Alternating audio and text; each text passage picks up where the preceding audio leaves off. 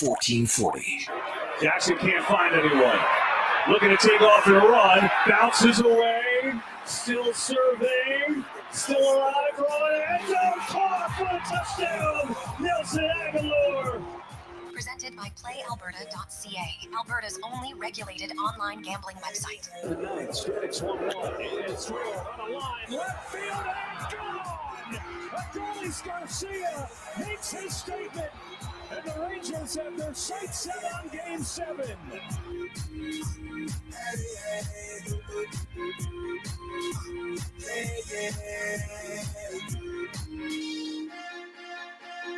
A tremendous Thursday. How are you? Welcome to the Jason Gregor Show on Sports 1440 and live on Oilers Nation YouTube. It's game day. The Edmonton Oilers take it on the New York Rangers on Doug Waite and Charlie Huddy night, as both of them will be inducted into the Edmonton Oilers Hall of Fame. I asked Gene Principe, and he told me that those ceremonies for fans watching should be on television as well. So if you're going to the game, you'll see it. But also if you're a diehard fan who wants to watch it, you should be able to see it on Le Télé. Okay, so there you go.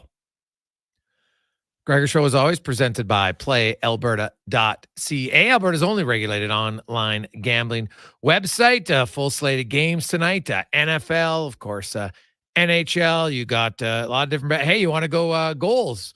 What about shots? I'll say this: Evan Bouchard, 2 home games, 5 shots, 7 shots, over 2.5 tonight. Book it.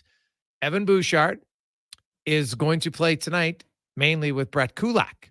You're going to see Philip Broberg with Matthias Ekholm. We talked about this yesterday. To me, this is a no-brainer. People, it's, you know what? You get upset. Yeah, the team is losing. Bouchard's made a few bad plays. Trade him. Get rid of him. He has 8 points, okay? On a team that has 6 forwards with 0 points, Connor McDavid out of the lineup, you want to trade away or just bench your second leading scorer? Grab a clue. That makes no sense. Okay, that makes no sense. Don't do that. All right? So, keep in mind, Connor Halley, month in, still figuring out the board, eh? Rookie. Well, the board was fine. It's the cameras. That's the one that's not my jurisdiction. I let Declan handle that one. Yeah. We've got this mini thing in here that I have no idea what it is. Just hit one button, it looks like. The red button has to be on. Well, look, now I'm gone. Now, see, you had the wrong button. Declan, take me off camera. There you go. Once I learn it, though. Yeah, watch out. Now you know. Now you know which button to press to get yourself on camera. So, yeah. Pretty easy for those watching. It was must see TV for a second there with the con man.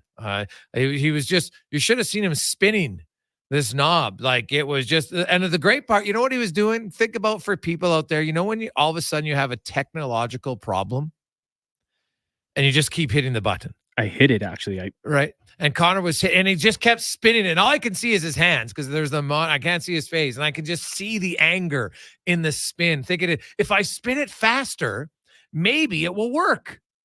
2 different problems actually. Mm-hmm. What you're seeing with my fingers on this little knob, that is for the volume in my headphones, which is very low and will not turn up. Oh. The button over here is for the camera. Oh. I've got issues going on here. Jeez, it's tough, man. Yeah. Tough. Well, you're one of the guys, though, like you and Low Tide. Like I have to come in here, and when I put in my own headsets, because we don't share headsets, disgusting.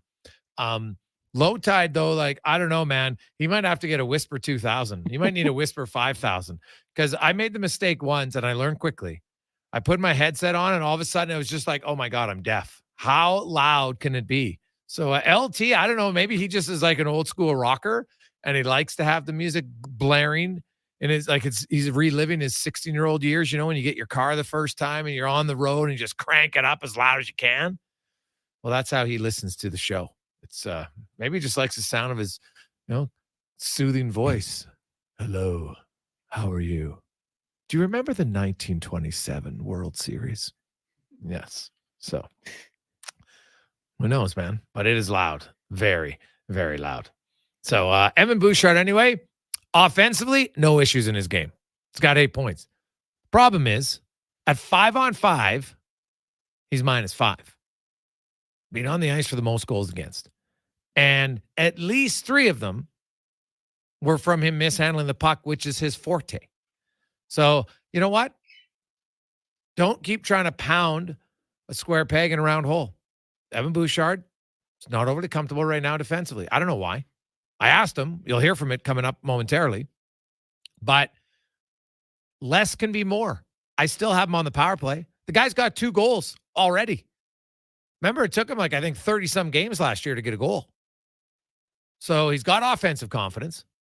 The good news is his defensive miscues haven't hurt him offensively. The Oilers desperately need it because they don't have a lot of offense right now. Right? Like they're scoring as a team, but it's basically 6 guys. That's it. So that's not ideal. But you don't bench someone like that, right? When you don't do it. Now, if you want to reduce his minutes a little bit, that's smart. And that's what they'll do tonight. And if Evan Bouchard, and it's not like it's going to be a massive reduction, but it also means a promotion for Philip Broberg. And we'll see how Broberg handles things on the right side. The Oilers and the Rangers come into tonight, each with 9 goals, 5-on-5 in the lineup. I take out Connor McDavid. He's not in the lineup. He only has 1. So that would be 10. But they each have 9 goals, 5-on-5. Both teams would like to score more 5-on-5. But it's pretty much identical. If you look at who's going to be the first line tonight, which is Kane, Draisaitl, and Janmark, I don't know if that's the first line. We'll just call it the first line. Right? They have 1 goal, 5-on-5. Rangers top line, 1 goal, 5-on-5. The Oilers second line tonight, Fogle, Hyman, Nugent Hopkins. Well, they have 5 goals, 5-on-5. 6, actually. 6 goals, 5-on-5. The Rangers line, Panarin's line, they have 5. Pretty even. The Rangers' third line has 1 goal, 5-on-5 this year, and then their defense has 1. The Oilers' third and fourth lines, no goals, and their defense has 2. So it's pretty much even across the board between the Oilers and the Rangers when it comes to 5-on-5 scoring. The massive difference has been goals against. The Rangers in 4 of their games have allowed only 1 goal. The other 2, which were their losses, they allowed 4 and 5. So when they win, they allow 1. When they lose, it's 4 or 5. Now, obviously, that trend's not going to continue. I'm sure you can lose a game by allowing 2 or 3 goals. But Shesterkin, Columbus, and Nashville figured out a way to solve them. It's hard, but you can do it. The Oilers, that's what they'll try to do tonight. And Edmonton and the Rangers, their last 3 of their last 4 games have been fairly entertaining. Teams giving up 3-goal leads. The other team comes back and wins. Last time, it was the Oilers blew a 3-0 lead. The Rangers came back, ended up winning in a shootout. The other 2 was when the Oilers were down 3, came back, and eventually won the game. So I look at where these 2 teams are at. Obviously, Edmonton, hey, they know they got to play better. Now, we'll get to Bouchard in a second. Actually, let's get to Bouchard right away now. As we go in the room, brought to you by Next Gen Transportation, heavy haul transport provider, 100% locally owned and operated, and they are hiring. Go to nextgentransportation.com or indeed.com and look up Next Gen Transportation. Here's Evan Bouchard. Just, I'll give Evan Bouchard credit, man. He didn't mince his words on how he's playing right now. Evan, going to switch pairs here. You're actually your best start ever offensively, and there's been some struggles really just handling the puck at times defensively. Seem odd to you because everything you're doing in the offensive zone is great, and the puck sometimes when you're sticking in the defensive zone isn't going the way you want. I mean, yeah, the offensive stuff is great, but it doesn't mean much if the puck's coming right back in your net. We're losing games, so it's something I'm going to clean up, and it's something that we'll get better. Is it easier to ride this out now that you have like a body of work to fall back on that you're able to succeed in? I think so. Yeah, I don't think the confidence was ever really an issue. I think, like I just mentioned, keeping it simple in D zone, and it'll be fine. When you look at the video and watch it, and normally when a guy is boatload of confidence offensively and you're handling the puck, that kind of translates everywhere where you're handling pucks. It's kind of odd to see that a few struggles defensively despite you racking up the points offensively. Yeah, it's a little different. Puck's bouncing off my stick a little more than I'd like it to. I think it's more just about settling down and really focusing on little things, and like I said, everything will be fine. Do you feel like, not just with you but with everyone in the defensive zone, is it a system thing? Is it an individual thing? There's a lot of Oilers next to players who are still tipping pucks and still getting to the net. Is it a physical thing? Is it a checking thing? What are we seeing? I mean, if guys are tipping pucks from in front of your net, it's not usually a system thing. it's usually a little bit of individual play. Getting used to the system's not really an excuse that we can really use after 6 games of the season.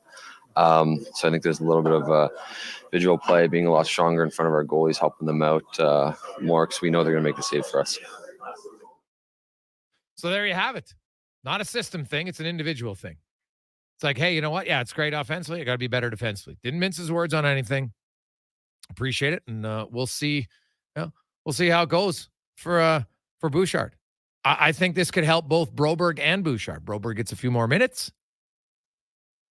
I think maybe naturally I think he's naturally a better defensive defenseman than Bouchard, and Bouchard is naturally a better offensive defenseman. So now you put him in those situations. We'll see how it goes. Not easy. The Rangers are a good team. They don't score a ton, but their power play is lethal at 30% right now. So the Oilers penalty kill. Try to avoid too many men on the ice penalties. Like, think about it. The Oilers didn't take an actual hooking, holding infraction last game, but they had 3 too many men in the ice penalties. I still can't get over that. It was absolutely mind-blowing to me. Obviously, it's ties an NHL record. It's not ideal, but we'll see where the Oilers go from here.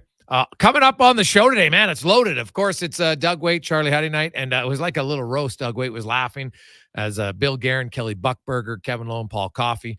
There was a little round table earlier today, and they were obviously poking fun at Guerin and Waite and Huddy, but then also talking very nice about their careers as they will both be honored tonight. You will hear from Bill Guerin, who's also the GM of the Minnesota Wild. So we'll talk a little Doug Waite, but also a little NHL with Bill.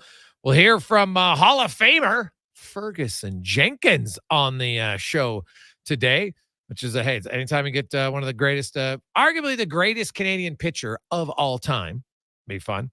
Larry Fitzgerald Sr. will join us. We'll talk a little NFL. Probably also talk about his son, Larry Fitzgerald Jr., who's a Hall of Fame player himself. Spec will be by. Dave Maloney will join us, give us the Rangers side of things. Of course, it's Thursday. That means Livingston's by. Also, co-host Terry Ryan from 3 until 5 o'clock. So loaded show. Bronte also, Ruben Bronte will be by at 5:20 today. So lots to get to. We can get the text line, 833-401-1440, our Jiffy Lube inbox. It's humming along already. Hey, guys, Broberg reminds me of a Jarmelson. That's the exact type of D-man they need. I think an Icom will be a magic pair together from Hontorio Momes. Very possible. Very possible. Guys, Bouchard's very talented offensively. If he wants to really get paid, he needs to be steady top 4 option at even strength for Matt. Yeah, well, you know what? Here's the thing. I don't think guys just look and say, hey, I want to get paid. I want to play well. I want to win, right? And if you do that, then yes, the contract will come. Money's not a factor. Evan Bouchard at this 2-year deal, he's made $6 million in his life, man. He'll be fine unless he's, an idiot with his money, which I don't expect him to be. So I think he'll be fine. And, he'll get paid. I don't think if Evan Bouchard starts trying to play for a contract, I think that's probably where you get in trouble. You just got to play to your strengths. And Evan Bouchard showed last year in the postseason, he can be a solid defense. He doesn't have to be Jason Smith because Jason Smith could never be Evan Bouchard offensively. Right? Never could. So I don't expect Bouchard to be Jason Smith or Adam Larson, but he just needs to be a little bit better than the Evan Bouchard that we have seen thus far. Hey, guys, when can we expect McDavid back in the lineup? John of St. Albert. Well, John, I can tell you this. Connor McDavid has been skating on his own lately. I would say right now there's a chance he can play Sunday, but I think it's a low chance. That's what I'll say. In my conversations, I think it's a low chance. I don't 100% rule it out because I know he desperately wants to play. Right? It's a fun game. It's an outdoor game. You want to play in it. Right? He wants to play. But at the same time, if he doesn't play Sunday, he gets 4 days rest until their next game on Thursday. And as much as McDavid wants to play in Sunday's game, you know what? He's not going to push. He's not going to risk further injury just to play in the outdoor game. If he's ready to go and there's no risk of re-injury, then he'll play. If not, he'll wait. But I do think Thursday is a pretty decent chance. I would say Thursdays might be like 50-50 for sure. Might be like 20-80 for Sunday. That's kind of how I would look at it. Right? So Hey, guys, if we're going to the game, should we be there early? Well, if you want to watch the ceremony, it's going to start right at 7 o'clock. So keep that in mind. Hey, guys, the Oilers have been saying the right thing since they have been knocked out of the playoffs. Now it's about time to show it. Yeah, that's fair. Momes, that's very fair. Right? Like, there's accountability at least. None of this, we'll be fine. None of that. So that's a good sign. We'll take a quick break. We'll return. We have talk a little NFL. We have Bill Guerin, the GM of the Minnesota Wild, talking Doug Weight coming up in about 15 minutes time and more. It's the Jason Gregor Show on Sports 1440 live on Oilers Nation YouTube, presented by PlayAlberta.ca. Saturday night at 7, load the stands at Rogers Place because your Edmonton Oil Kings face off against the Portland Winterhawks for United Against Cancer Night. Help raise awareness and unite in the fight against cancer. There will be a 50-50 benefiting Sorrentino's Compassion House. Plus, fans in attendance will be given signs where they can write who they fight for as we stand against cancer. United Against Cancer Night, Saturday at 7. Oil Kings and a rare visit from the Portland Winterhawks. Great family entertainment at Rogers Place starts at just $20 a seat. Save on day game pricing now at oilkings.ca. Edmonton's premium live music and party venue is On the Rocks. Check out Bingo Tunes on Monday. Perform on the best stage in town with karaoke on Wednesdays. Learn how to salsa with Salsa Rocks on Thursdays. And every weekend, OTR goes live. With your favorite bands on the OTR stage and DJ Kenny K. For everything that's going on at On the Rocks, give us a follow. Facebook, Instagram, or Twitter. At On the Rocks, EDM. Eat well, party hard. On the Rocks. On the Rocks. On the Rocks. Open every day till 2 a.m. The job isn't done until the last load is hauled, and having a semi-trailer out of commission is not an option. Whether replacing or adding to your convoy, Edmonton Trailer has a huge inventory of new and used semi-trailers, trusted by the gravel, logging, oil field, fluids, and freight industries. Find a trailer right for you online or at one of their 3 locations. For sales, service, parts, rental, and finance, when you're in it for the long haul, Edmonton Trailer. Silent Rides is one of Alberta's premier bus charter companies. With state-of-the-art motor coaches, we provide our customers with the safest and most reliable ground transportation. Our seatbelt-equipped buses have become the preferred carrier for many local sports teams, tours, corporate outings, and other various travel across Western Canada. For more information and to request a quote, contact Ted Nakamura at 780-940-0880 or visit silentrides.ca. Legacy Heating and Cooling is sounding the call. Don't struggle through winter with a furnace you can't trust. For maintenance before winter strikes, call Legacy. Call Legacy. For furnace tune-ups and repairs to give peace of mind, call Legacy. Call Legacy. Or to scrap your old furnace for a brand new high-efficiency one. Call Legacy. Call Legacy. And with no payments, no interest for 1 year on your new furnace, it's gotta be Legacy Heating and Cooling. You'll absolutely love the new and app-approved Booster Juice app. Download it today and start earning berry points for app-amazing rewards. Apply your points for all of your Booster Juice favorites for free. From booster balls to smoothies, snacks, and combo deals, even digital gift cards. Plus, receive personalized offers that appeal directly to you. The new and app-approved Booster Juice app. More than just online ordering. Download it today. Details at boosterjuice.com. How do we do it? Well, at Leading Edge Physiotherapy, we invest. Our money and time goes right back into technology and training, and it's all designed to get you back into shape. We invest in people, the people who really care, and they understand how your body works. Then they combine their experience, training, and skills to work with you to help you solve your issues, be it pain in the back, neck, arm, shoulder, heel, literally head to toe. Leading Edge Physiotherapy, always taking new patients because we keep fixing the old ones. Life shouldn't hurt. Find us at leadingedgephysio.com.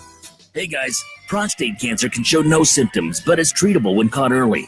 Come to the Man Van for a fast, free PSA blood test. No appointments needed. Join us this Friday, 10 till 2 at William Lutsky YMCA and Saturday, 11:30 till 4:30 at Kingsway Mall. The temperature's dropping, and so are the prices at Canadian Tire's biggest tire sale of the year. Save up to 25% on top brands like Motomaster, Bridgestone, and Michelin when you stop by Canadian Tire. Only from October 13th to November 2nd. Conditions apply. Details online. Big Brothers Big Sisters ignites the potential in every child. We're calling upon our community. Visit bigbrothersbigsisters.ca. Donate or volunteer today. Together, we can create a bright tomorrow for all our children. Hey guys, prostate cancer can show no symptoms, but it's treatable when caught early.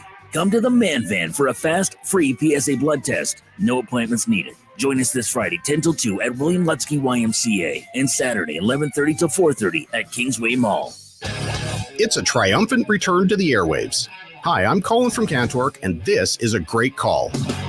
Cantork proudly continues our partnership with Jason Gregor, eagerly rejoining his team on Sports 1440.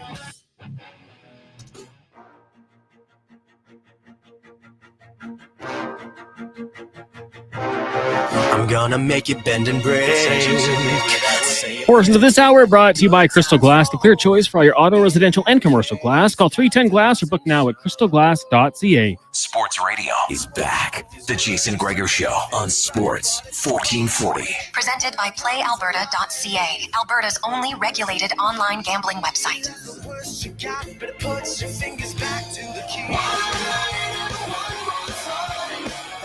2:21. Welcome back. It's game day on Sports 1440. The Edmonton Oilers taking on the New York Rangers. And of course, Doug Waite, Charlie Huddy will be honored tonight going into the Oilers Hall of Fame. And the players hoping they can give them a victory and their fans as the Oilers off to a very ugly 1-4-1 start this season. We do have a GM of the Wild and a very close friend of Doug Waite's, Bill Guerin, coming up in 15 minutes time. But first, we're going to get to the NFL report brought to you by Legacy Heating and Cooling.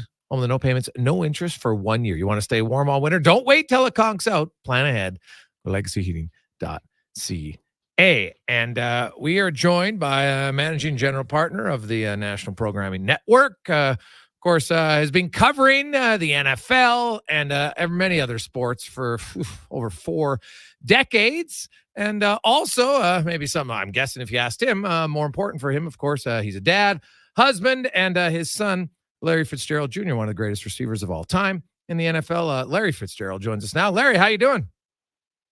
I'm doing good. How you guys doing? Hey, excellent.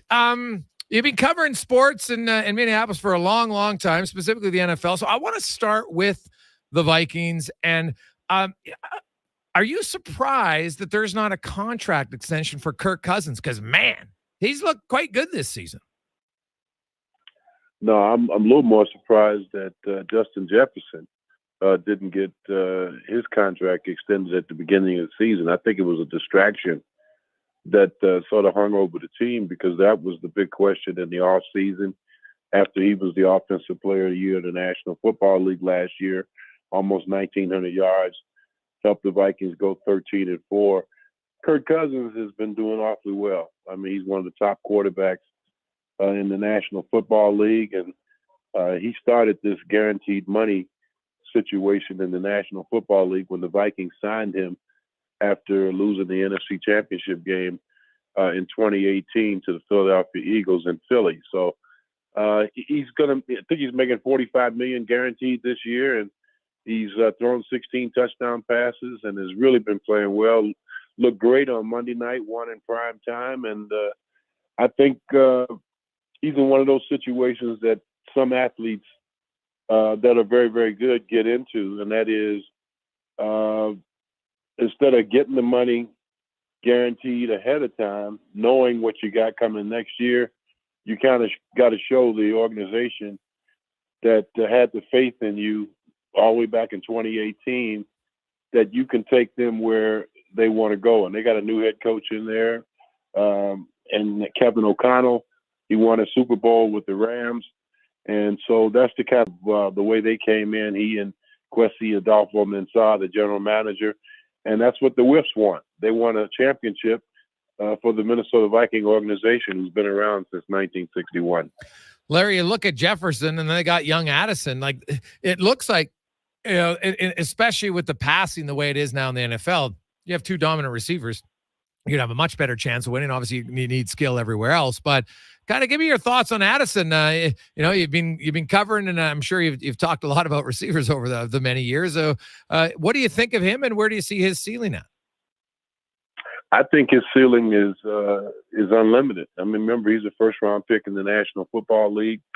I know something about Blitnikoff Award winners. My son was a Blitnikoff Award winner at the University of Pittsburgh, and he did the same thing at Pittsburgh before transferring to USC in this day and age of transfer portal. But the Vikings took him in the first round, obviously back in April. They had him in high regard, and I think they got one of the best receivers, certainly in the draft. He hadn't dropped a pass this year. He's got 6 TDs, over 400 yards, and Monday night was his coming out party. He clearly shows that he can run precision routes, that he's not intimidated, and that he can play the game at a very, very high level. And he's looking to have a kind of season that is going to make an impact, not only on what the Vikings can do as a team, but to show the world that when you treat me as a number one, I can prove that I'm a number one. Larry Fitzgerald Sr. joins us here on Sports 1440. Larry, you've had a distinguished career, for over 4 decades, covering the NFL. You got the Living Legend Legacy Award from NCAA for covering that for a long time. Sports has definitely been ingrained in you and obviously in your family. In 2009, you became the first American journalist in sports history to cover his son in a Super Bowl game. Now, I know when you're a reporter, you try not to have any bias. How challenging or exciting was covering the Super Bowl when your son was in it? Well, you know what? I've never looked at any game any different when I'm watching my sons play. And I was fortunate enough to watch them play from the time they were peewee. I've been working in this business, as you said, for over 4 decades. And when you raise your children and you tell them about all the mistakes you made and all the things you achieved and those types of things, when they're looking at sports and thinking about what they can do and what they might want to try to achieve, you tell them all the truth and facts. And so when I'm covering a game, whether my son's playing in it or not, I'm still covering the game. And I'm not just individualizing it from that standpoint. And I got in the habit of knowing how to get through that because I've seen Larry play, from high school, peewee, all the way. And so it was never a challenge for me because I never approached it as an individual situation. I always looked at it for what it is. I'm watching the game, I'm covering the game, and if somebody named Fitzgerald just happens to stand out while I'm covering that game, then I write about that too. Was it because the Super Bowl, like every game's different? Was there a father pride maybe that you had more? Like obviously, you're proud of your kids regardless of what they do. They don't have to be in a Super Bowl to be proud of your son, of course. But having covered so many Super Bowls, you know how rare it is for some players. They never get there again, right? They never win. But just to be there, how was kind of just even the week leading up? Was it one that you maybe were a little bit more pensive and thought process about just because of the situation with having your son involved? Well, that week was different, no doubt. And I cover Super Bowls, and we're talking about covering the team and the city and the community and the state and the benefits of a Super Bowl and the magnitude of what's at stake, being a world champion and achieving something that will cement what you achieve in history. And so that week was different because a lot of the media was coming to me, talking to me about, your son is in the game and you're covering the game. And, so that kind of surprised me, the attention that I got during the week. But I was able to, understand the magnitude of it and kind of get through it. It kind of surprised me, but I was able to get through it because I recognized that, I had a job to do. I'm pretty sure you were the first, definitely the first, I think, to get Randy Moss to do a live on location interview, Larry. And I think now did your son, Larry Jr., I think at the time was also, if I'm reading correctly, was a ball boy at some point for the Vikings. I don't know if he was a ball boy when Randy Moss was there or not. Maybe it was a different time, but A, how'd you get Moss involved? And then B, how did Larry Jr. land the ball boy job? Well, I did Dennis Green's radio show for 8 years, and I know my youngest son, Marcus, one day was at home when my when Dennis Green called. He was looking for me, and this is before cell phones and stuff like that. It was a house phone, and so Marcus immediately asked Dennis Green if he could get a job as a ball boy, and Dennis accommodated him and told him that he could do it. And I asked Dennis about maybe getting Larry on like a security detail or something in training camp, and he told me no problem. So that's how it started. And once Marcus was doing the ball boy thing, Larry also became a ball boy, and they were there during the time that the Vikings had two of the greatest receivers in NFL, Chris Carter and Randy Moss, and they had Jake Reed and Brian Billick, offensive coordinator. He's been on to win a championship with the Ravens, and all those great coaches and players. They got to see what the pros do and the work they put in and that type of thing, and the time they spend working on their craft. And so being in high school for him, that was a huge benefit, and I think it helped him realize that he set his goals and focused on what he could get better at, that he could do it.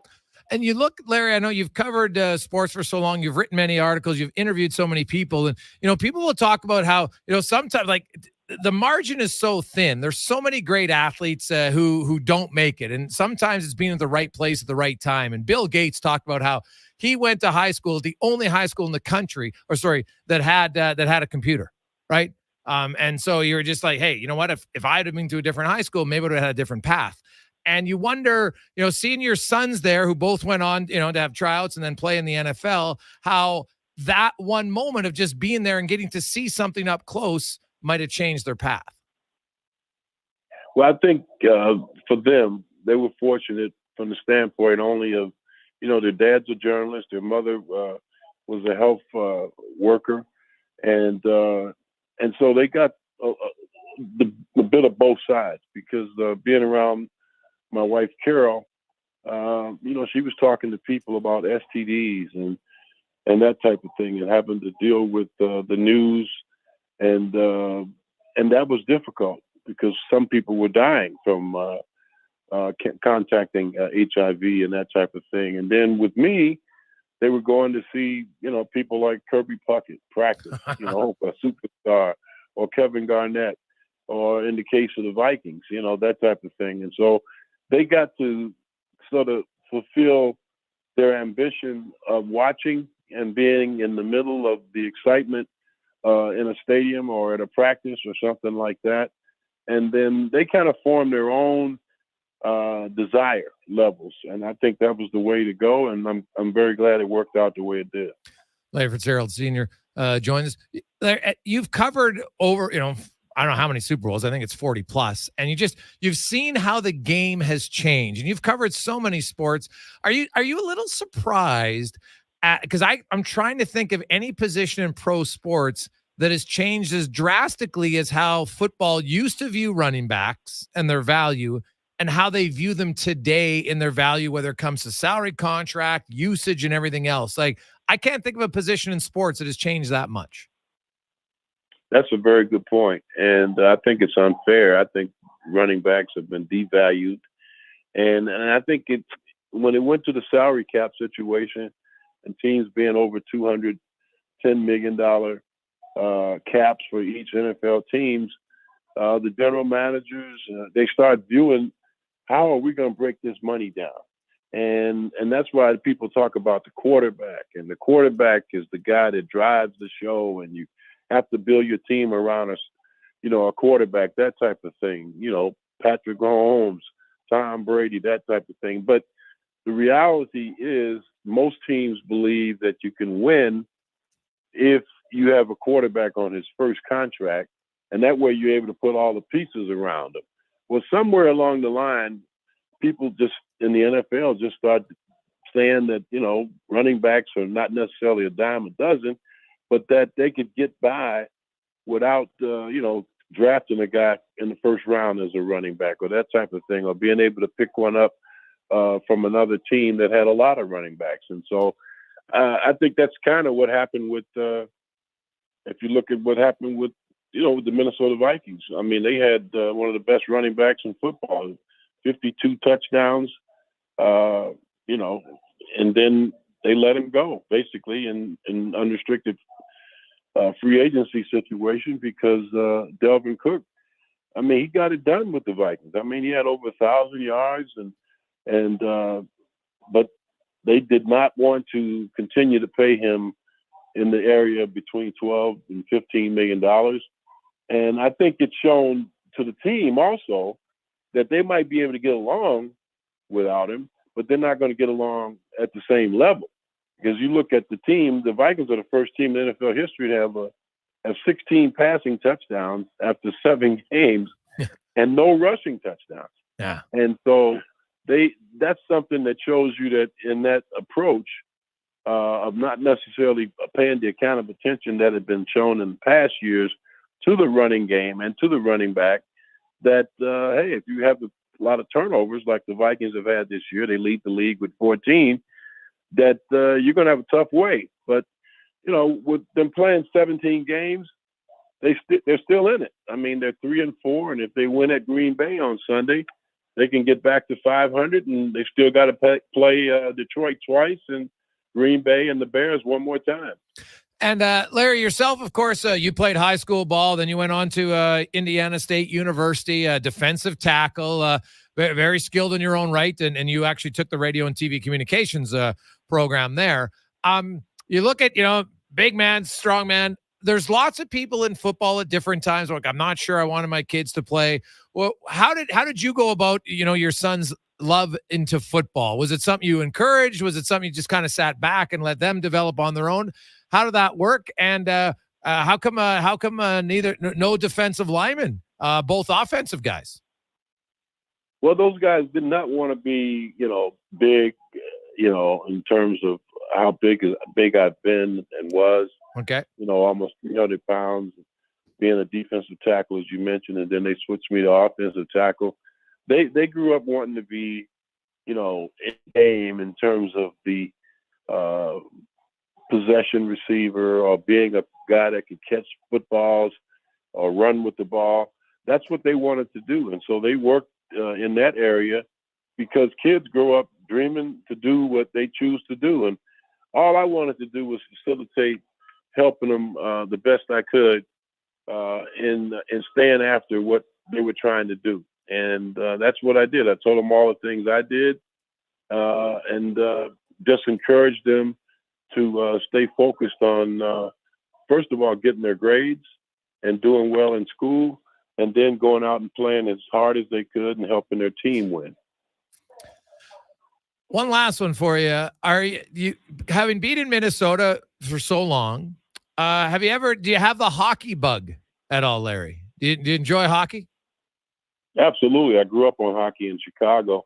That's where I was born and raised. And when I was in Chicago, they had Bobby Hull and Stan Mikita. Oh, and nice. I'll never forget 1971 in high school.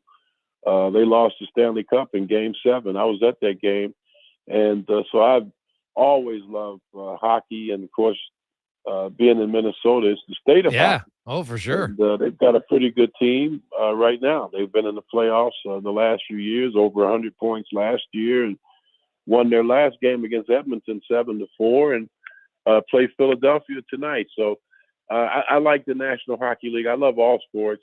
I think hockey might be minute to minute the most exciting sport there is, because it is just, you can watch a hockey game for 40 minutes and there'll be no goals, but you'll have seen a lot of excitement. Larry, really appreciate the conversation. Continued success reporting and being a dad. We thank you for your time. Thank you very much. I appreciate it, guys. Good luck. You betcha. There is Larry Fitzgerald Sr. Quite the career as a football player. Then, of course, as a reporter.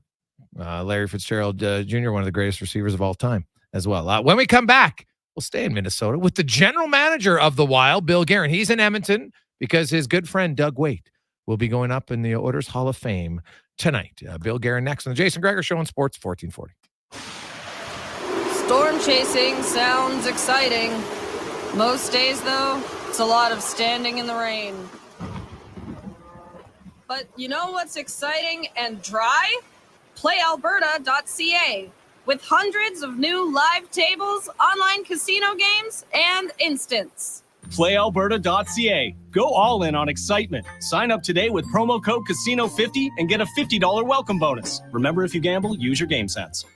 Are you ready to light up your game like Edmonton lights up the ice? Then choose eWell. Electrical Wholesalers Edmonton Limited offers lightning fast service. Just like your favorite forward, they deliver your electrical supplies in record time. Plus winning quality. They only stock the best. And don't forget about their all-star support. When it comes to customer service, they're the playmakers. So don't sit in the dark. Make the power play and visit eWell today. Online at ewel.ca, where excellence in electrical meets the heart of hockey.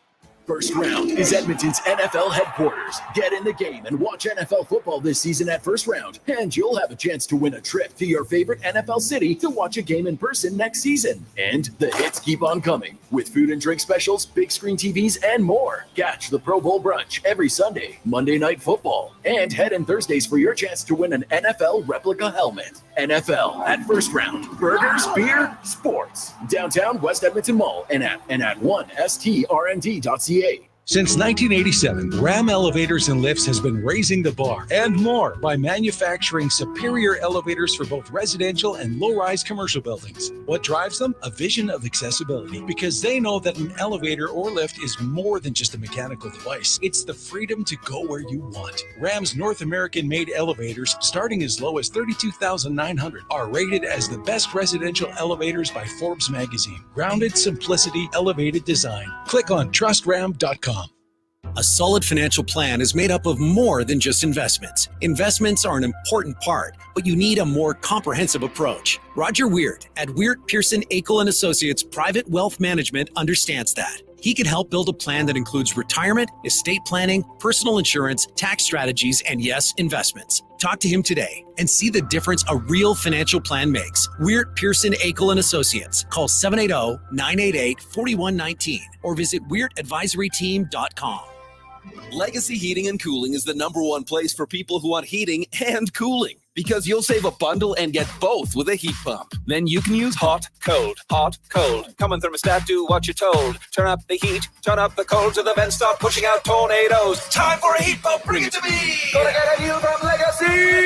Your heat pump from Legacy will heat and cool while saving you a bundle in energy costs. Plus, you'll get a rebate up to $5,000 and no payments, no interest for 1 year. Legacy Heating and Cooling. Trevor is lonely. Yeah. So Trevor threw a big party and served salad. Nobody came. Mike is also lonely. Yeah, it sucks, man. So Mike threw a big party and served Will Hawk beef jerky. Go Will Hawk! Go Will Hawk! Everybody came! Will Hawk beef jerky, because you don't win friends with salad. Will Hawk is the home of Alberta's best beef jerky. In Leduc, Spruce Grove, and West Edmonton Mall. The Canadian Boo House is back with its frightfully delightful with fun foolery and the finest Halloween hijinks. Boo House GCs to be won. $100, $250, even $500 as we ignite your fright night with shot specials of Jack Daniels and $1.50 off tankards of Blue Moon. Plus, freakishly delicious newfangled Frank and Dangle, only $5.99 all night long. The Boo Crew awaits you at your favorite haunt, the Canadian Brew House.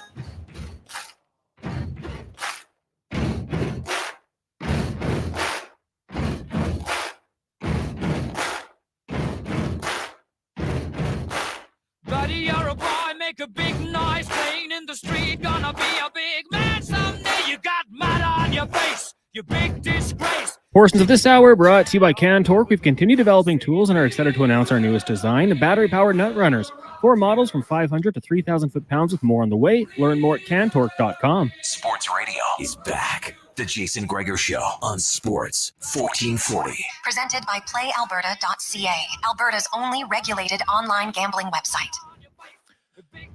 Rolling through the Jason Gregor Show live in the EWEL studio, EWEL.ca for all your electrical needs. The Edmonton Oilers are taking on the New York Rangers tonight. Oilers looking to get a win after a slow 1-4-1 start. But before the game, a huge ceremony as Doug Waite and Charlie Huddy will be inducted into the Edmonton Oilers Hall of Fame, a gentleman who's in town, one of Doug Waite's best friends, former teammate, who's currently the general manager of the Minnesota Wild, who are fresh off a 7-4 victory over the Oilers. Bill Guerin joins us on the show. Bill, welcome back to the show. How you doing?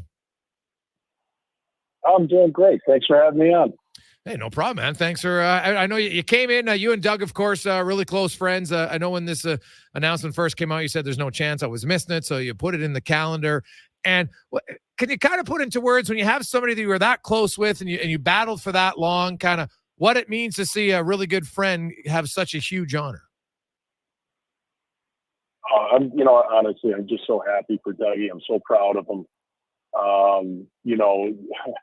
Nobody bled Oiler colors, more than Dougie. And, he gave his heart and soul to the organization. He was a great Oiler. And, this honor is just it's just so good to see the organization recognize him and what he's done for them. And, I'm really happy for him. It's going to be a great night. And it's unique because obviously you two had known each other before you got traded from New Jersey to Edmonton, as playing for Team USA and at the World Cup in 1996 and such. But you were an East Coast guy, and you were telling the story how when you came to Edmonton, like it was a major shock. You got traded in January, so at the peak warm time of Edmonton. I'm sure you showed up in sandals at that time, and and now you're in Minnesota, which is probably one of the few American cities which is a hockey market. Right. So I'm sure that's fun for you. But, when you look back on it, the personality, certain guys, you want to play in a hockey market. Some guys don't love it, but something tells me like your personality, you're like, man, this is great. Like, I love it where people eat, drink, and sleep hockey all the time. Oh, I loved it. Dougie and I both loved it. This is what you dream of when you're, a young kid and you want to be an NHL player. You want to be in a hockey market. I did, and I loved it up here. I mean, from the first day that I got here to the day I left, and you know what? When game day is the most important thing going on, I mean that is for everybody. It's just what you want. And the years that I spent here, were some of the most fun that I've had in my career and in my life. It's just fantastic. And, to do it with somebody who's a really close friend, you don't get that opportunity very often in pro sports, I would think, to play with someone that close. You came in, you joined the team in the 97-98 season. And being a GM now, Bill, I'm sure maybe you appreciate it even more that, back then there was no salary cap and there was the spenders and then the teams that didn't have the money to spend as much. And that was the Oilers. And, how much was that motivation as a player, knowing, when you get in those playoff series that the other teams had $34 million payrolls that were higher, like how much of a motivator, if at any, was it for you? Well, you know what? We didn't, hey, listen, we had, our issues with the finances and stuff like that, but we didn't care. Like, we didn't care who we were up against. We didn't care that the other team had, a bigger payroll than us. We wanted to win, and we thought we were good enough. And, we took a lot of pride in the Oiler jersey and what it represented and how we were going to be looked at. And we played hard. And, we had a couple good upsets in there. We always, put our bodies on the line. And, it was a pride thing. And like I said, we didn't care what, Colorado was making or Dallas was making. We were gonna give you our best, and we were gonna be a lot to handle. And that's the way it should be. No matter what your payroll is or whatever, you've got to put your best out there each and every night. And when the playoffs come around, even more so. What impressed you, or what did you have the most respect for about Doug Waite's game on the ice? You know what? Honestly, and I love this about Doug, and he's such a great teammate. But Dougie was an elite puck handler, passer, playmaker. But he brought an element of grit with that each and every night. And, it didn't matter we could be in the most hostile conditions and Dougie would show up. Dougie was, he was in the battle. He's a 100-point guy and he's he's in the scrums. He's getting involved physically, and that's I just love the way he played the game like that. And then you add that with the talent and the vision that he had. I love the game, and I was lucky enough to be his lineman. He was joking today at his press conference, which was kind of a roast, which I thought was great, about how you and Paul Coffey had similar traits. How you'd be like, "Hey, Doug, I'll stand in the slot. You go to get the puck in the corner, and then go get the puck in the other corner." And I don't know if there's much truth to that, or if there's a little bit of truth to that. What do you think? No, there's a lot of truth. There's a lot of truth to that. Be like, if you get the puck, I'll be here. But we would talk about stuff like that all the time. I remember there was one night, I think we were in Anaheim, and I was all bummed out. I had a bunch of chances, and I told Dougie that I got, he was like, "What's wrong?" I'm like, "Hey, I got shut out tonight. Like, I had a bunch of chances to score. I didn't dare." He goes, "Bill, you had 3 assists." And I go, "Yeah, but those aren't as good." And he got so mad at me because that, like, pretty much, like, Dougie was just an assist guy. So it's like, so it basically means my game means nothing. I'm like, no offense. Like, but it was, we always had fun playing together. We always joked with each other and bust each other's chops. And it just, like I said, he's so deserving of this honor tonight. It's fun. And Bill, I know you, of course, now you grew up on the East Coast, right? So I don't know. I'm assuming as a hockey fan, you probably knew of the '80s Oilers. It was hard not to know who Wayne Gretzky was. And so, you look at a guy like Charlie Huddy, and winning 5 Stanley Cups, man, on one team is there's very few people that do it. It just happens to be 7 of them on one group. But how much did you know about Huddy, and maybe even when you came to the Oilers? Well, I definitely knew about Charlie. I was actually at the game in Boston in 1990. Oh, they won the cup there. So I knew about the Oilers. I had blue blades when I was a kid.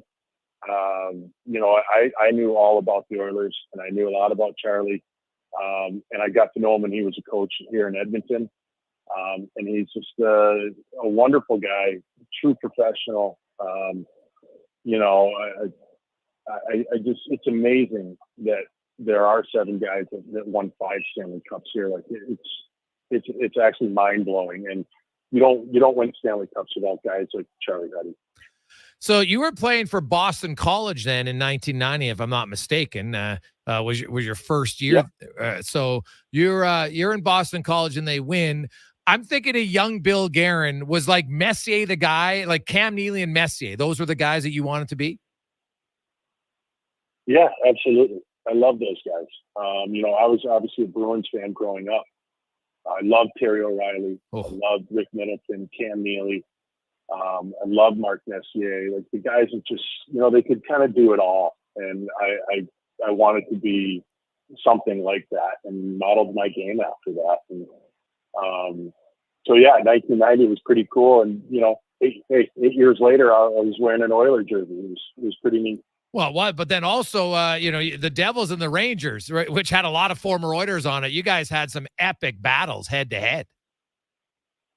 Yeah, we did. I mean, going against Ness and Kevin and Jeff Bukaboom, Adam Graves, Mac P was there, Tick was there. It was crazy. We had some unbelievably tough playoff rounds, but hey, those are the things you just never forget. Bill Guerin joins us. He's general manager of the Minnesota Wild, in town for Doug Wade and Charlie Huddy night. They're going into the Oilers Hall of Fame. Bill, quickly, I want to talk hockey. As you know, you were joking about, hey, if you score 20 goals as a defenseman now, you're getting $1 gazillion. But now that you have the GM hat on, and your team, you're 1 year away from not having the dead cap space from the buyouts, and I'm sure you're kind of salivating and saying, hey, what could I actually do then? When I have as much money as everybody else a little bit. So do you kind of have that Oilers mentality that you had as a player when you can't spend as much right now on your roster, but you're like, we're still going to be damn competitive? Yeah, I mean, I learned a lot, and you have to. I learned a lot from guys like Slats and Lou Lamoriello, and managing budgets and your salary caps, but. You know what? Nobody cares that we have, empty cap hits. Yeah. Nobody feels sorry for us. So we have to operate and not, we don't use it as an excuse. This is just our reality, and we move ahead. We try to make, smart, educated, thought out decisions and moves. And I think it's worked pretty well for us. And even when we come out of this situation, we're going to do the same thing. And hopefully with more money, we can continue to build on what we've started there. Bill, it's very early in the year. You know what? You've been around hockey for decades, but as a GM, how do you approach the first few games? Because the Minnesota Wild are a team that, it's pretty good defensively. And, you guys are sitting there, you've given up, I think, your third most goals against per game, only the Oilers and Hurricanes, all three playoff teams last season. How do you take it and say, okay, it's early in the year. I know as a former player, sometimes crazy things happen early on. Or is your angst high, even though it's only 6 games? No, a little bit of both. I think as the GM or the leader, you have to stay calm. You can't. It's not time to panic, but it's definitely time to adjust and fix it.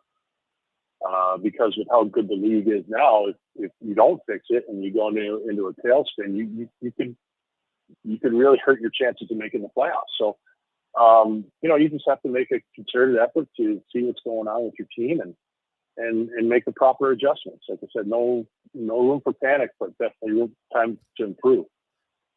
How much do you miss Spurgeon, and can you give us an update on when you think he'll be back? I mean, obviously we miss Spurgeon. He's our number one defenseman. He's our captain. We're probably looking at another 10 days to 2 weeks. Can't say that positive. You never know what's going to happen, but that's kind of what we're looking at. And I know it's early, but Brock Faber has come in, man, for a rookie defenseman to play this many minutes, to play against top players, and to look so poised, Bill. Are you a little surprised at just how well he's done early on in the defensive end of the ice? I'm really not. That's kind of his, that's kind of his game. We saw a glimpse of it last year. He's just a very confident kid, very professional. He's kind of, been thrown to the lions here, and he's handled it really well. I think we're very happy that we got him in that trade. And, I think he's going to be a very good player in the league for a long time. Well, Bill, enjoy tonight with Doug Wade. I know it's great. 2 close friends. You get to see somebody honored there, and all the other Oilers alumni. Have fun with that and continued success with the Wild. Thanks for joining us. Thanks a lot for having me on. That is Bill Guerin. And, man, the chirps were flying around from Guerin to Buckberger, Wade, Huddy, Coffee, Lowe. It was pretty funny.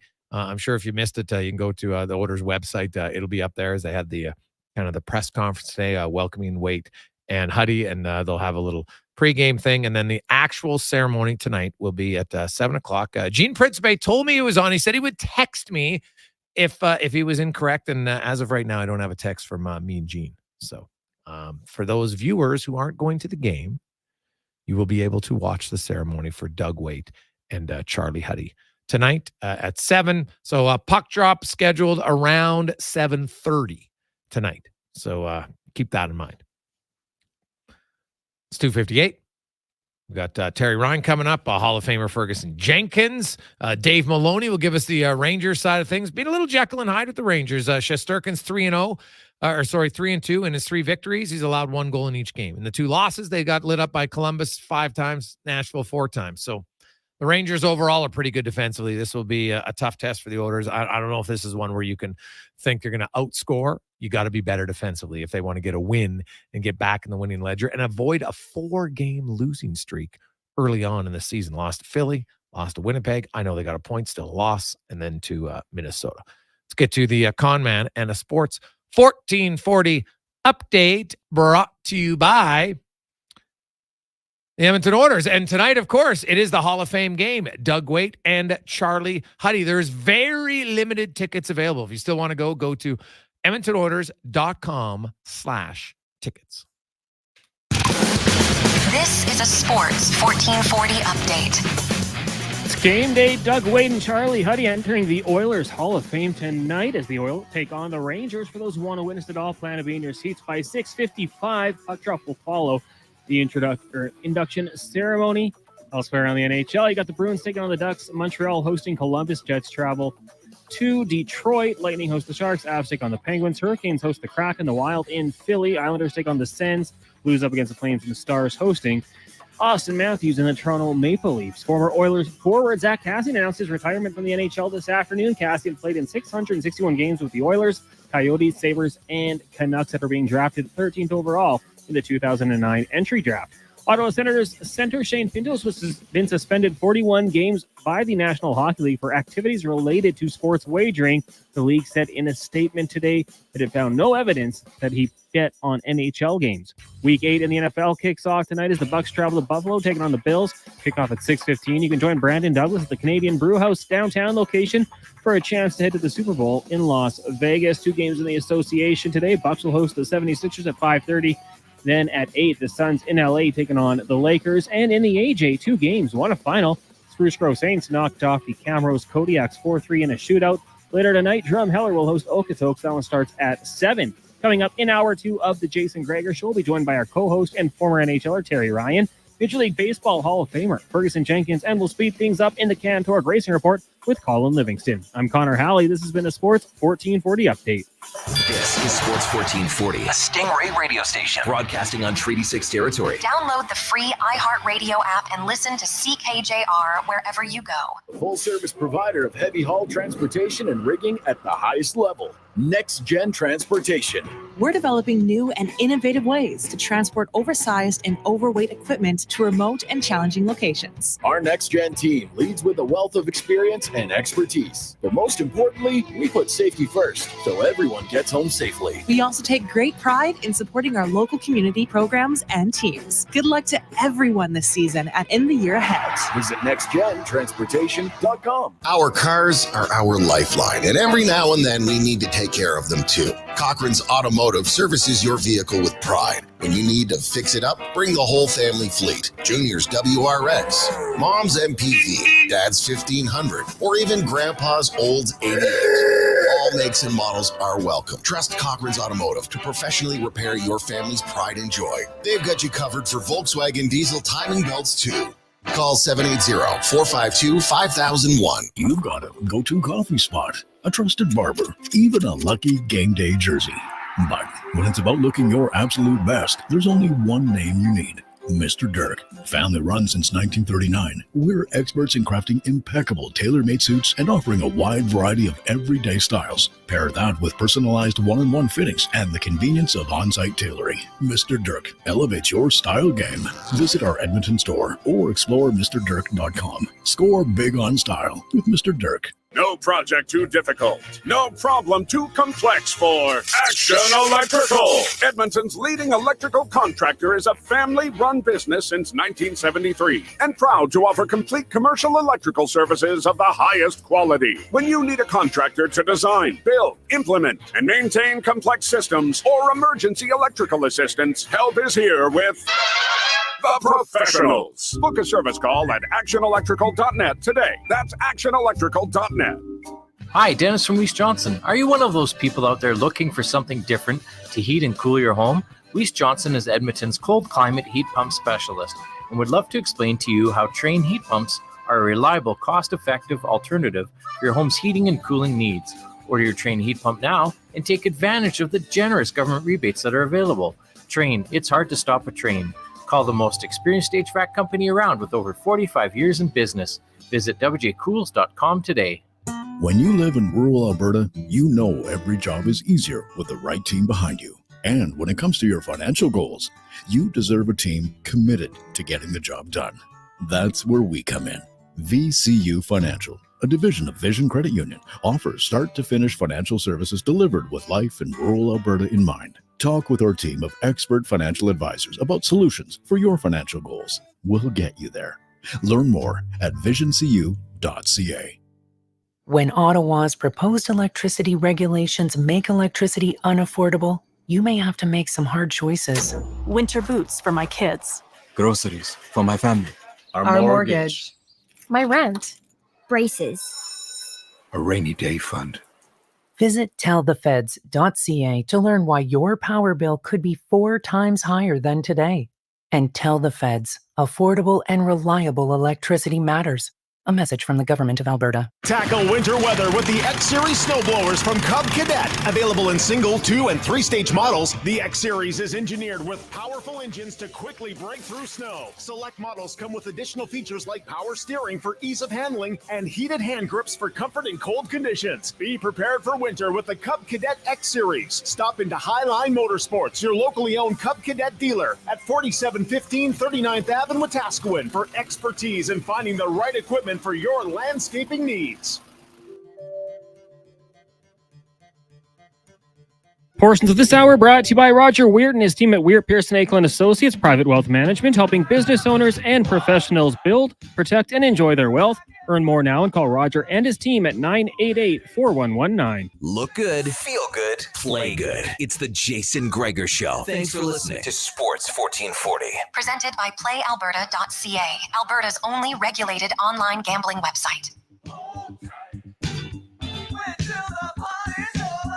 It's after 3 o'clock. How are you? Welcome back. Game day on the Jason Gregor Show on Sports 1440 live on Oilers Nation YouTube. Lots of text flying in, 833-401-1440. Comment sections, people wondering about the bonus for Brown. Michael saying they should send him the minors, save the money for next year. It's a mathematical equation that makes sense, but it's not one that's realistic. Connor Brown's a legit NHL player. It's been 6 games. I get that the bonuses that will count against the cap next year are less than ideal, but you put him on waivers, you'd lose him for nothing. Another team would claim him because he's a $775 cap hit this year, and they'll worry about next year. Connor Brown can help your team. There's no one in the American League that's better than Connor Brown. None, zero, zilch. Stop it. There isn't any. Not right now. Not on the Oilers farm team. Gregor Show is always presented by PlayAlberta.ca, where you can get in. Do you know that you can win $1,000 for life in the draw? $1,000 a day, just every day you wake up, boom, there's $1,000 in your bank account. Like, it'd be nice, right? You could still work, but you're making an extra $7,000 a week, extra $30,000 a month, sometimes $31,000. I guess sometimes only 28. Depends on the month. Either way. Pretty cool. Check it out, playalberta.ca. We welcome to the program. He is our regular Monday and Thursday guest on the show. Terry Ryan joins us. TR, how are you? I'm not bad. Jason just got announced that we're doing officially doing season 3 of Shoresy. We start production in just a couple weeks, so I'm really excited. I had a good idea it was going to happen, but nothing was official. Is that why you're looking very classy with your hat today? Very classy. I like it. Trendy. So I like it. I got a few of those. No, yeah. Put the hat back on, okay, Dad? Don't ruin it. Put the hat back on. Kind of like my hitch hat, really. Yeah, well, exactly. That's what I thought you were in character. You're like, hey, fellas, what's going on? We did have. Hey, guys, is TR ever going to do a show as Hitch voice the entire time? He probably could. Yeah, I could. I'm just imitating, really, one person we used to kind of. His name is Tony. If you can believe this, Jason, I won't get far into it, but it's a real huge coincidence or serendipitous or whatever you might call it. But we grew up Mount Pearl, and the Zamboni driver is a legendary figure. His name is Tony Fowler. They call him Fonts. Okay? So he would often let us into the rink. I just remember my dad would coach the junior or the senior team for like a string of years, right in my prime of growing up. And my mom was running the schedule for hockey in Mount Pearl. So she would always make sure they went on last. And me and a few of my buddies would go on. After the team would go off, we'd shoot pucks.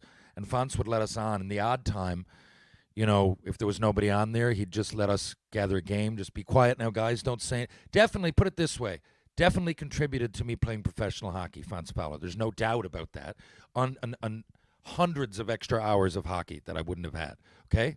So, but he used to drive the Zamboni, and there's articles about him in the paper. He's a legend in Mount Pearl. We would imitate him, right? So that's why I can do hits without really thinking about it, right? I can do it like this because he's just doing a townie, right? Now, there's all dialects all over Newfoundland. Yeah. So, like, when Jared, and he watches Coldwater Cowboys, Jared, and he loves that show. But again, they're from all over, so there's dialects everywhere. It's a mishmash of different, you know, I mean, a lot of it has an Irish twang to it. But, you know, there's other parts. The problem might be Scottish or English. Usually comes from that part of the world, but it's been slangified. I guess they call it Newfoundlandese, right? But there's all different forms of it. So I'm doing that. Now, as I sit here, Fonz had a stroke a few years ago, and he's in a home now. His brother, Bert, is my godfather. That it just, like, and I talked to Fonz my whole life. I would hang out. He's in the trail behind his house. I would go up, have a beer with him. He'd have a fire going. I'd see him. You know, I didn't really hang out with Bert much. But when Fonz went into the home, I came back here, and I bought his house. I'm sitting in it. This is Fonz's place. Come on. So, yeah, and it just worked out like that. Like I didn't email Bert. I just looked at it. I go, geez, this is great. It's a little house. I got it for about $120,000 in Mount Pearl. You wouldn't believe it. It's built so long ago that it's small. It's 650. There's nothing wrong with it. Square feet. Nice trail out back with water. So I saw it come up, and I said, God. And at that point, my ex-wife Danielle, Penny Lane's mom, was moving to Calgary, and I said, you know, I'll get a place if I can for me and Penny Lane. I just kind of looked. I had some financial woes years before that, to say the least. But I'm like, okay, I got Shoresy here now, and my podcast, I'm starting to get some regular income here. I think I can spring for a place, right? Especially when the down payment's like $5,000.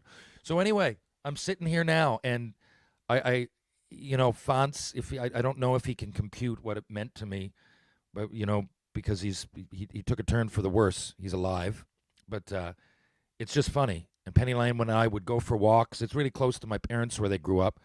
And, you know, it's just a nice little area in Old Mount Pearl. And I literally sit here in his house talking to you, telling you a story about, and that's who I'm imitating. That is Ted Hitchcock's voice. Okay. If you can believe it.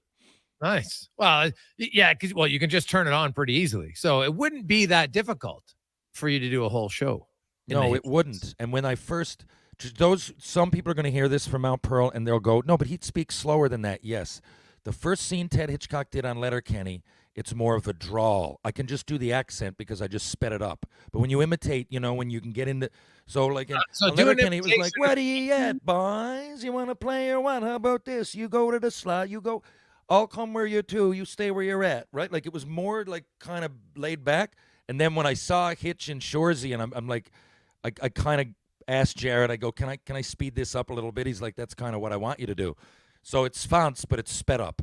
Okay. Well, that may stay where he is. I'll come where he at. That's what I remember because I used to work with Stay a few. Yeah. Well, that's what they would say at Stay Where You Too. Maybe that's how they'd say it. God, that's like 25 years ago when I worked in the oil field, and I worked with a few of the Newfie guys, and they were absolute hilarious characters. Yeah. Really funny guys. And well, when I would work with the one, but sometimes I'd work with two of them. And then when they got together, I could not understand a word. Like all of a sudden, you know how you mentioned you sped it up? It was just like they start talking together, and all of a sudden they're like speed talking. I'm like, what is going on? Like, it's amazing how all of a sudden you get in a group and then they're just like, I'm like, pardon? I don't understand anything. Is that how it is still?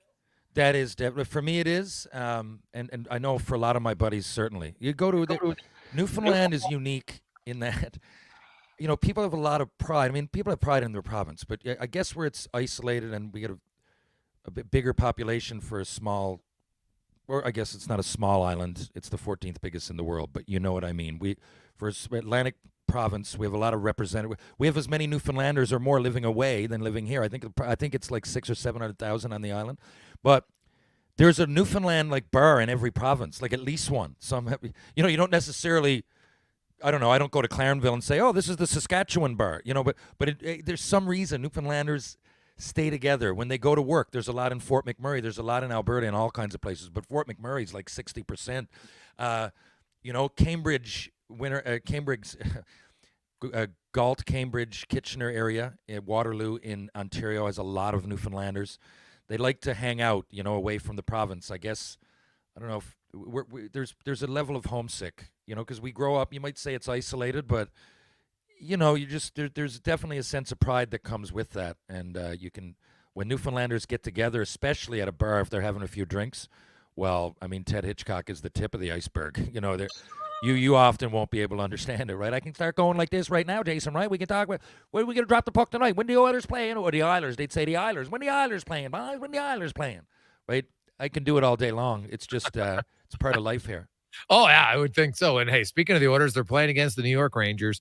It's Doug Waite, Charlie Huddy night for the Edmonton Oilers. Charlie Huddy won 5 Stanley Cups as a member of the Edmonton Oilers. Undrafted player, ended up having a great career. He told a joke today that when he came up his first game, he's playing with Paul Coffey.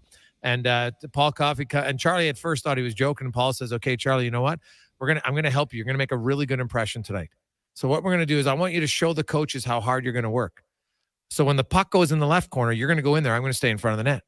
But then when the puck goes to the other corner, you're going to go to that corner too. You're going to work both corners."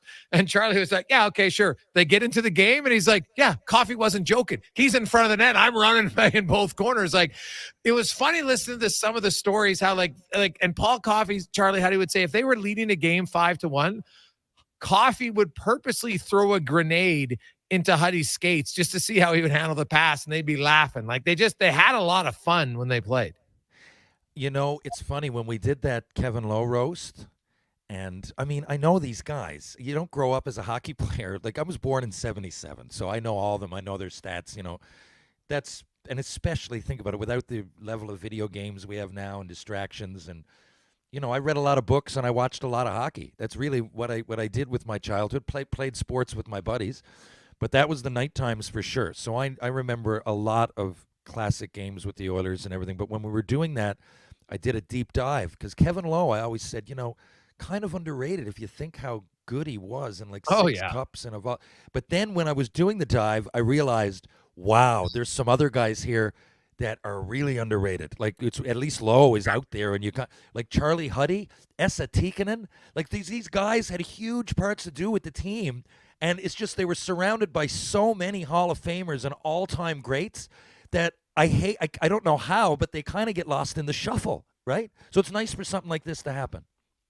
Oh, yeah, it's fantastic for Charlie. It's long overdue. And then Doug Waite, excellent player, who was traded for Tikkanen on the afternoon. They basically just switched dressing rooms. It's a kind of a crazy story when you think about that. So Jason Gregor, Terry Ryan with you. Terry, quickly, a change for the Oilers. Evan Bouchard is going to move down. Philip Broberg's going to move up. I actually think this could be a good thing. Less is more. I talked about it yesterday in the show. I have no problem. Bouchard's offense, no issues. Got 8 points in 6 games, right? And it's funny. His confidence in the offensive zone with the puck's amazing. Yeah. But he's had 3 goals where he just mishandles the puck. It's bouncing off his stick in the D zone. Not to mention, not covering guys. I get all of that. But that's never good. Well, I shouldn't say never, but that's not really his forte, right? But his forte is handling the puck. And Bouchard, you know what? He didn't mince words today. He just says, yeah, it's great for the offense, but we're getting outscored all the time. And, he's referring to himself. I got to be way better defensively. Do you think less could be more with him for the next few games and that it'll actually help him by playing fewer minutes, 5-on-5? With Bouchard, you mean? Yes. Yeah, I do. Look, this guy, if there's a Jekyll and Hyde right this early, it's this guy. I mean, and it just seems that every time he makes a mistake, it ends up in the net. It's got to be tough, but he's bringing it on himself. I mean, come on, some of these, his box outs are pathetic. There's some of these. I mean, like you said, he's offensively so gifted, but 4 goals have come just from stick handling, just losing the puck, just right in front of you. I don't know if he's squeezing the stick or he's not focused. I can't tell which side but yeah, offensively, I mean, what did he have? 2 or 3 points last game, I think. Yep. But definitely, I would think, and by extension, and I don't know, it's not a punishment. You're just going to play a little bit less, a few less minutes. Broberg, I think, why not? Okay, first of all, deserves an opportunity. Why not? Really? Okay. The last thing I'll say on this. Sometimes, when you ask me, just frame that, because you framed that Bouchard's used to playing a lot more, he's going to get a few less minutes, say. But by extension, they're not playing well. Maybe sometimes sit some of the veterans are making the mistakes here. A lot of them. Yeah. I don't know. Jason, I never, for me as a player, if I was playing poorly, I wouldn't bat an eyelash if I got benched for 2 or 3 shifts. We're not talking periods. I don't see it happen a lot. Maybe I'm wrong. It seems to me that you just keep going with the same guys. To me, I could be playing great. If I have 2 bad periods, okay, fair enough. Who's coming up? Holloway's going to get a shot in my... Okay, I wouldn't even think to blink and complain about it. Maybe it's a different world. I don't know. I don't talk to players much about that. I'm not in dressing rooms, but, maybe sit a guy once in a while. Yeah, well, right now they can't. They don't have any extra bodies, right? So there's that factor. And No, I don't mean for the game. Yeah, reduce. I agree with you, right? You could reduce some minutes. The problem was Bouchard's one of about 6 guys who are actually contributing offensively right now. So when you're down 5-4, you kind of got to suck it up and go with it. But it'll be interesting, I think, if the game starts and if all of a sudden there's an early grenade, you know what? Maybe he sits him. But the Oilers, because they don't, well, I guess you could put Nurse in the power play for a game. It wouldn't be the end of the world. But I don't see them sitting him right now. But I think it gets his attention, reducing his minutes. But I actually think it might help him. I'd have no problem with Evan Bouchard's offensive game. So that's why it's hard for me to bench him, because offensively he's doing what you want. He's just not doing what you want defensively. I was talking more about like forwards as well. Sometimes you go out there and you have 3 bad shifts, sit you for 1 or 2. I just don't see much of that, right? That's fair. I honestly, I could be one of the few, but I still have like a lot of confidence in Bouchard, and he's really, really playing poorly. But I saw with my own eyes, and so did you, so did everybody else, the last 30 games last year. And if it's a focus thing or just like mentally getting prepared, that's not a great sign. It's not quite alarming. It's not great this early in the year, but it's also easily fixable, which is good. Jason Gregor, Terry Ryan with you on Sports 1440. When we return, a Hall of Famer will join us. Hey, Doug Waite, Charlie Huddy on Hall of Fame Day. We'll go to a Hall of Famer next. The Jason Gregor Show, presented by PlayAlberta.ca, live on Oilers Nation YouTube and Sports 1440. Rodeo clowning felt like an exciting opportunity. Boy, was I ever wrong. The Bulls. So predictable. But you know what's exciting and unpredictable? PlayAlberta.ca. I can bet on any sports game, play online casino games anytime, and buy lottery tickets anywhere. PlayAlberta.ca. Go all in on excitement. Sign up today and get over $100 in welcome bonuses. Remember, if you gamble, use your game sense. Some things just work together. Sticks and pucks, cleats and AstroTurf.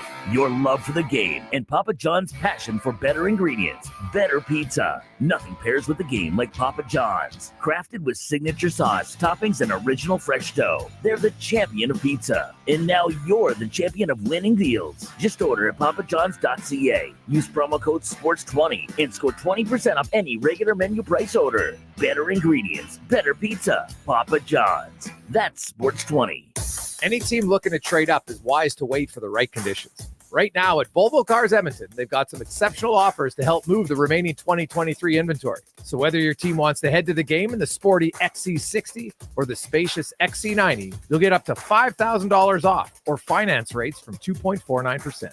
Volvo Cars Edmonton is Canada's only 12-time Volvo Excellence Award winner. Visit 1205 101st Street Southwest or chat online at volvocarsedmonton.com. At The Brick, we're not just proud of this city and its rich sports history. We're proud partners of it. The Brick started right here in Edmonton over 50 years ago. And when we're not cheering on the Oilers and Oil Kings live at the game, or the Edmonton Elks under the bright stadium lights, we're in our stores, providing everything you need to cheer them on in your home.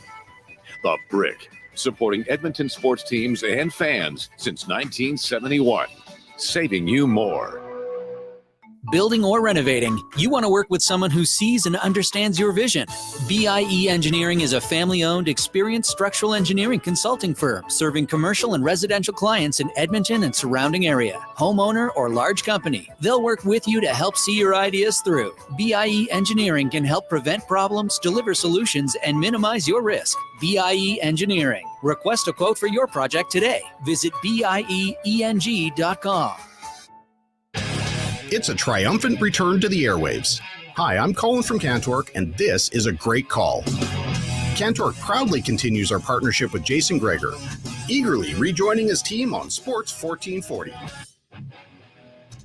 Mr. Rooter meets a ghost. 1 plunge, 2, and 3. A toilet clogged with a ghost? Man, I love plumbing. You're free now. I will never find peace. The clog is fixed, yes, but I have never trusted the sump pump. No problemo. I can fix that. Now go to the light, you little scamp. Thank you, Mr. Rooter. To resolve your unfinished plumbing business, trust one plumber, Mr. Rooter.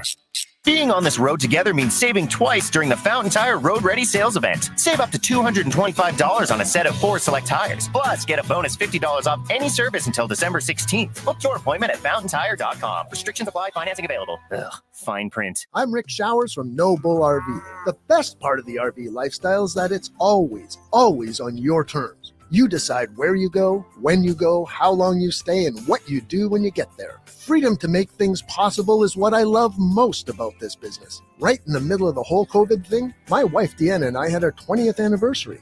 Well, a big party was out of the question, right, Bob? Not possible, Rick. But one thing made all the difference. Our camping trailer out near Seba Beach. It's a very mature campsite, heavily wooded, lots of privacy, full hookups. So what did we do? Had our own party. Hired a caterer, decorations, dinner, candlelight, campfire. 20 years. That's a long time to put up with me. And our trailer? Well, I have to confess, it's a really nice one.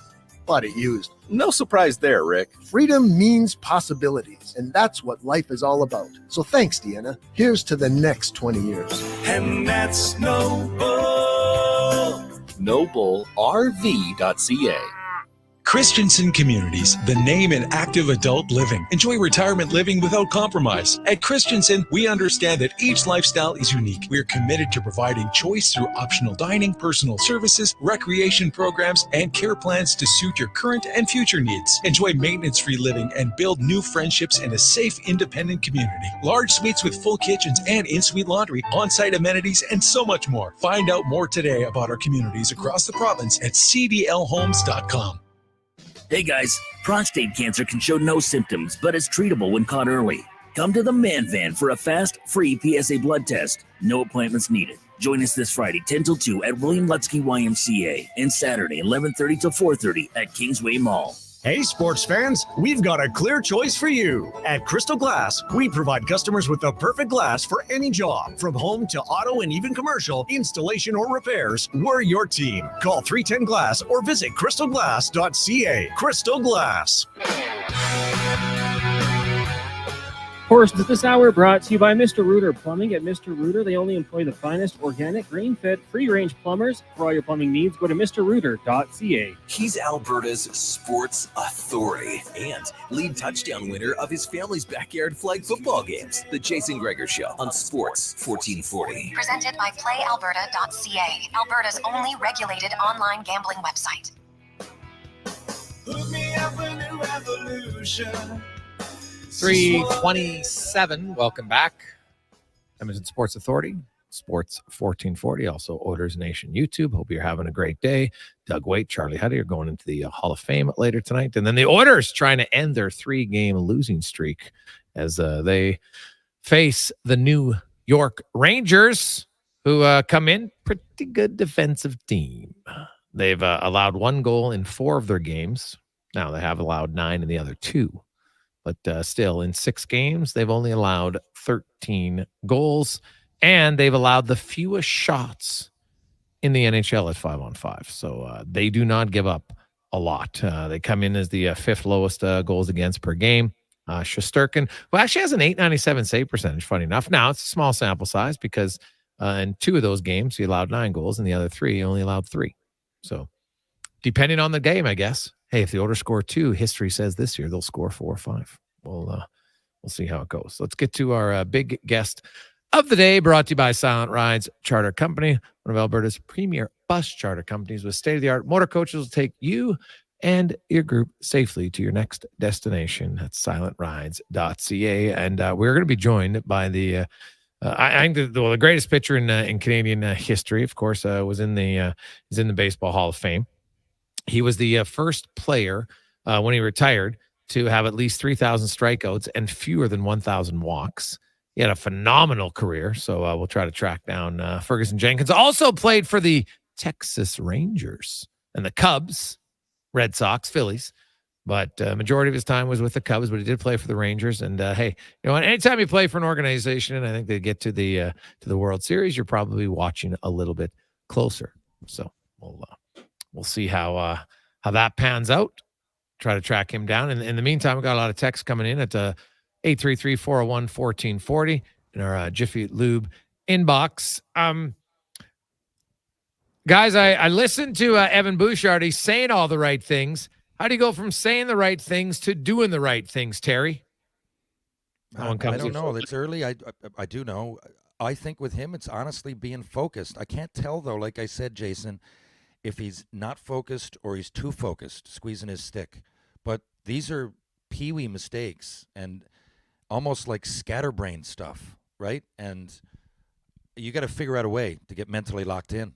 How he's going to do that, I don't know, but we all see the talent, right? I mean, his talent is undisputable. It's undeniable. It's always been there, and at times he's a mesmerizing. He's a joy to watch, and at other times he's a complete dumpster fire, and that's usually in the defensive end. So I don't know. I guess lock it in. That's the easier part of the game to adapt to. Get better defensively. And it is interesting because now him not picking up the guy in front of the net, he admitted, you know what? Obviously, I got to do that better. It's the goals that have come from him just mishandling the puck, which is his forte. That's the one thing I'm like, hey, if you ask me at the start of the year, what's Bouchard going to be good at? Outlet passing, stick handling, shooting. That's what he does, right? And his confidence is off the charts in the offensive zone. He's got 8 points in 6 games. And usually when your offensive part of your game is there, you're at least going to be able to handle the puck. And that's what's kind of shocking to me. And, he just said, he tightens up. So I think a little bit it's between the ears where he's in the defensive note right now. And he's just like, oh my God, don't make a mistake. Don't make a mistake. And now all he's doing is making more mistakes. Yeah. And he's, I think John Slaney, good Newfoundlander who played 200 odd games in the NHL, it was a knock on him kind of thing. He was offensive, but he wasn't great defensively. And he's like, sometimes people, he said, I remember talking to him years ago, and he said they perceived me as soft, and maybe I was to a degree. But he said, like, my problem was often thinking offense in the defensive end. Maybe the puck will squirt free, I'll get it and get it. Like, I see sometimes that with Bouchard. Like, you shouldn't be thinking defense right in front of your own net or behind your net or anywhere around your net in your zone. But I think he often does that. Like, he cheats. I don't know if you've noticed that or what the breakdown is or analytically how they would measure that. But to me, he's often cheating offensively from a place that couldn't be any further away from the opposition's net, which, again, comes to just being focused. But I do think that there's a point of overanalyzing it, at least with me, and I really think it's just mental focus, clarity, and just locking it in and playing playoff hockey. You just got to get in that mindset.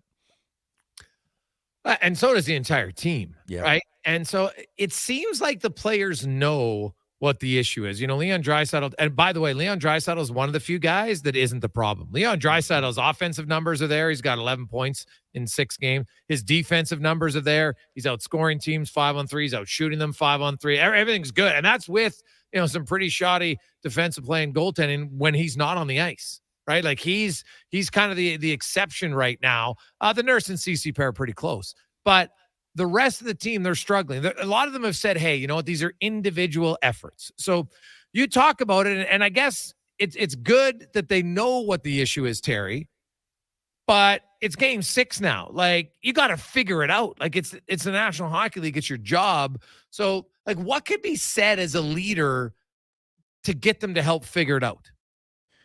Well, I mean, that doesn't sound like a complex question, but it is a pretty good question. Like, because let's say, God, there was a couple of goals in the last game that really were bothersome. I think it was the third or fourth. Eriksson Ek, maybe? Is that his name, Eriksson Ek? Yeah. Okay. I guess I could have written it down. But he scored a goal, and it seemed to me that there were veterans surrounding him, and I don't know how he got close to the net there. That's happening a few other times. It's like major league veterans that you wouldn't think, like Ekholm and Nugent Hopkins, guys like that you really, you expect more out of, and you've seen more out of. Like, you've seen it. There's been a huge sample size. We're talking years, and it's rare, but yet it seems that a lot of guys with a huge ton of experience in the NHL are making plays that you would expect to be benched for in Pee-wee. And I'm not exaggerating. I wish I was. But like I said, Draisaitl, there you go. How does leadership step in? if Draisaitl has been leading by example, then if you're telling me that his, analytically his numbers still look pretty good, no surprise, I guess it's strictly on Draisaitl. But within this dumpster fire, there are flashes of brilliance. And so, look at Evander Kane. He responded well, at least in my mind, he did. Yep. Right? He looked into it. Right? That's a good example to me. That's a microcosm of the whole thing. Right? If he okay, Evander. Oh, you can play like that. Oh. Now you could see it in his legs, in the way he was, his body language, all of it, right? The Oilers I know to be fairly fast, but they look slow. So to me, there's some level of like the keys in the ignition, turn it. Okay, let's go, LFG, let's go, baby. You don't really see it, but like Kane clearly prepared himself, came out. I'm glad I didn't really doubt it, but. If that's there, then what the hell were you doing the first 5 games, right? And there's other players. It's not always mistakes. You can tell when people are into it and giving all they got. And unfortunately, it's rarer than common right now for the Oilers. But I believe that's a big part of the problem. Yeah, I think that's a fair assessment. A lot of this is between the years. You can go the old adage about a heart, and I don't necessarily question work ethic. And sometimes, guys, I don't think you get to the NHL by not being a hard worker. I think it's impossible. I just don't think you can. You have to be ridiculously skilled and able to do that. But for the most part, they know how to work. Now, some games you don't match the work ethic of the opposition, right? And I think just like when you came out of junior, Terry, and then you go to NHL camp, you're like, damn, like I thought I was in pretty good shape, but now I got to be in NHL shape. And it was different. And it wasn't that you weren't working hard enough. You just didn't experience it. So then it takes you a while. Then you get in NHL shape. But now you're in the NHL, and I get that some nights for a shift or two, and that's why it's momentum. The other team gets momentum, and then you're scratching and clawing to try to get it back. But the thing that I've seen about the Oilers is, for whatever reason, they get to the third period this year, and it is like it's off. It's just like the pilot light's like, woo, what happened? No, try to pull the mower again, and like that to me is shocking that you can be outscored 10-1 in the third period.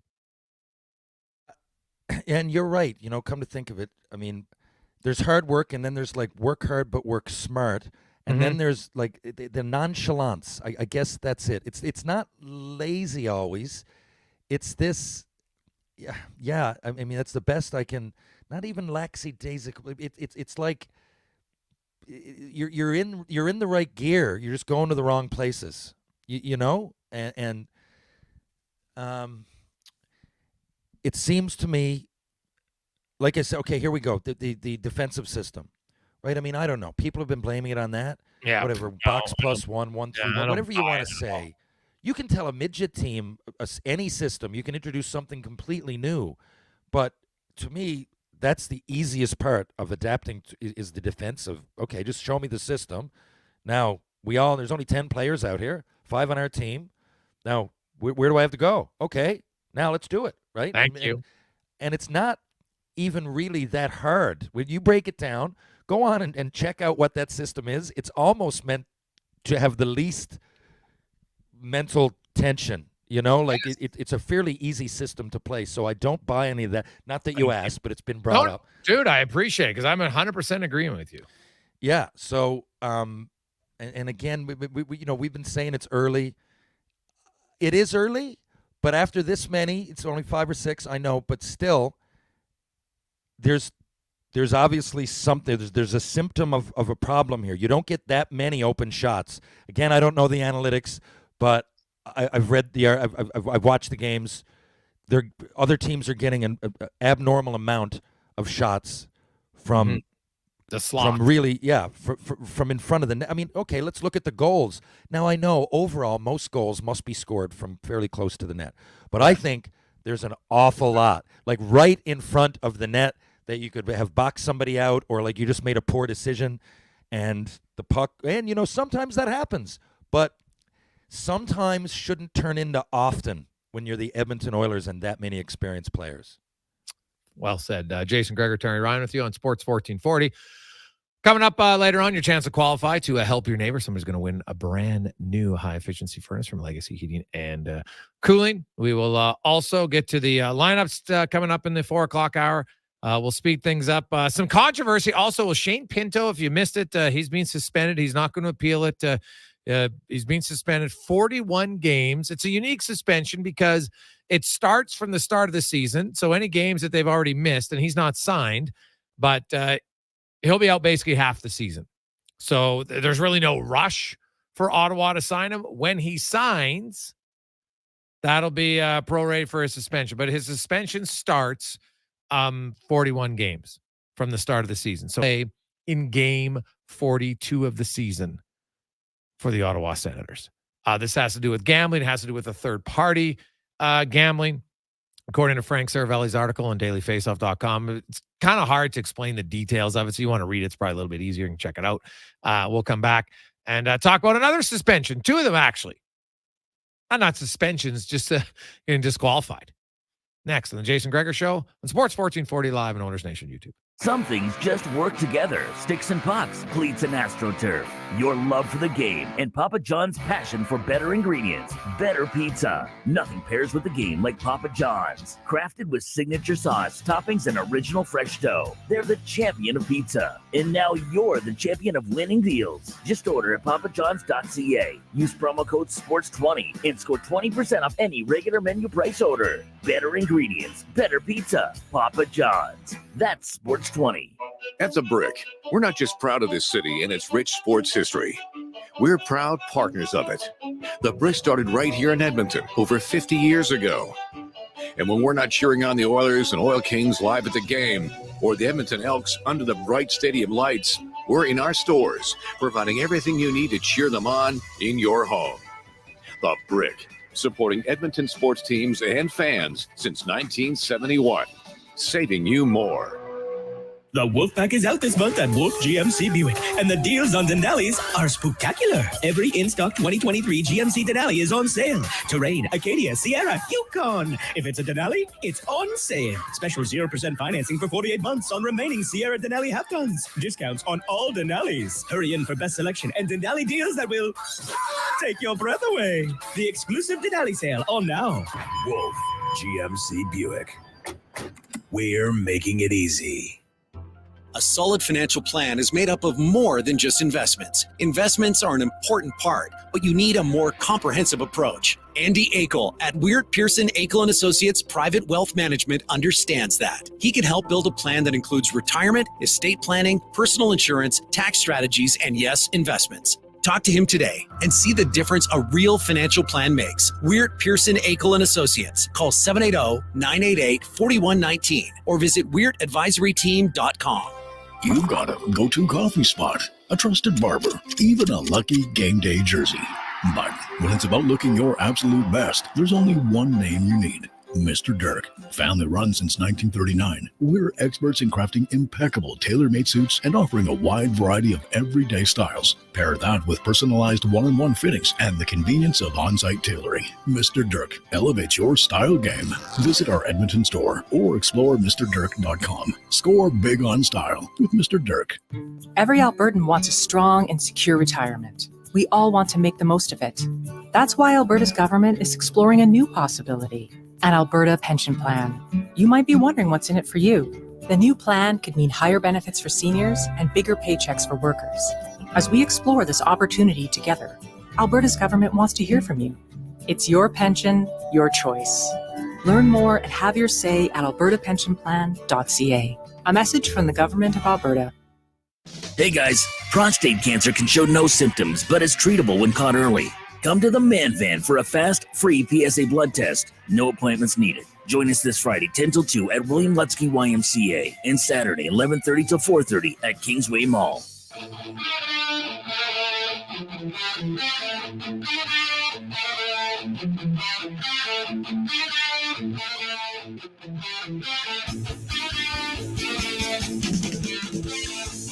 Portions of this hour brought to you by Jaffa Machinery. Jaffa is digging deep on their 50-year history of supporting Alberta's construction industry with their line of special edition blackout excavators. Visit jaffamachinery.com for all the details.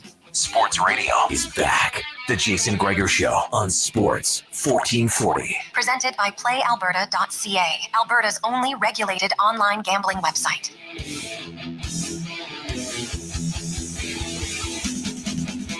All right.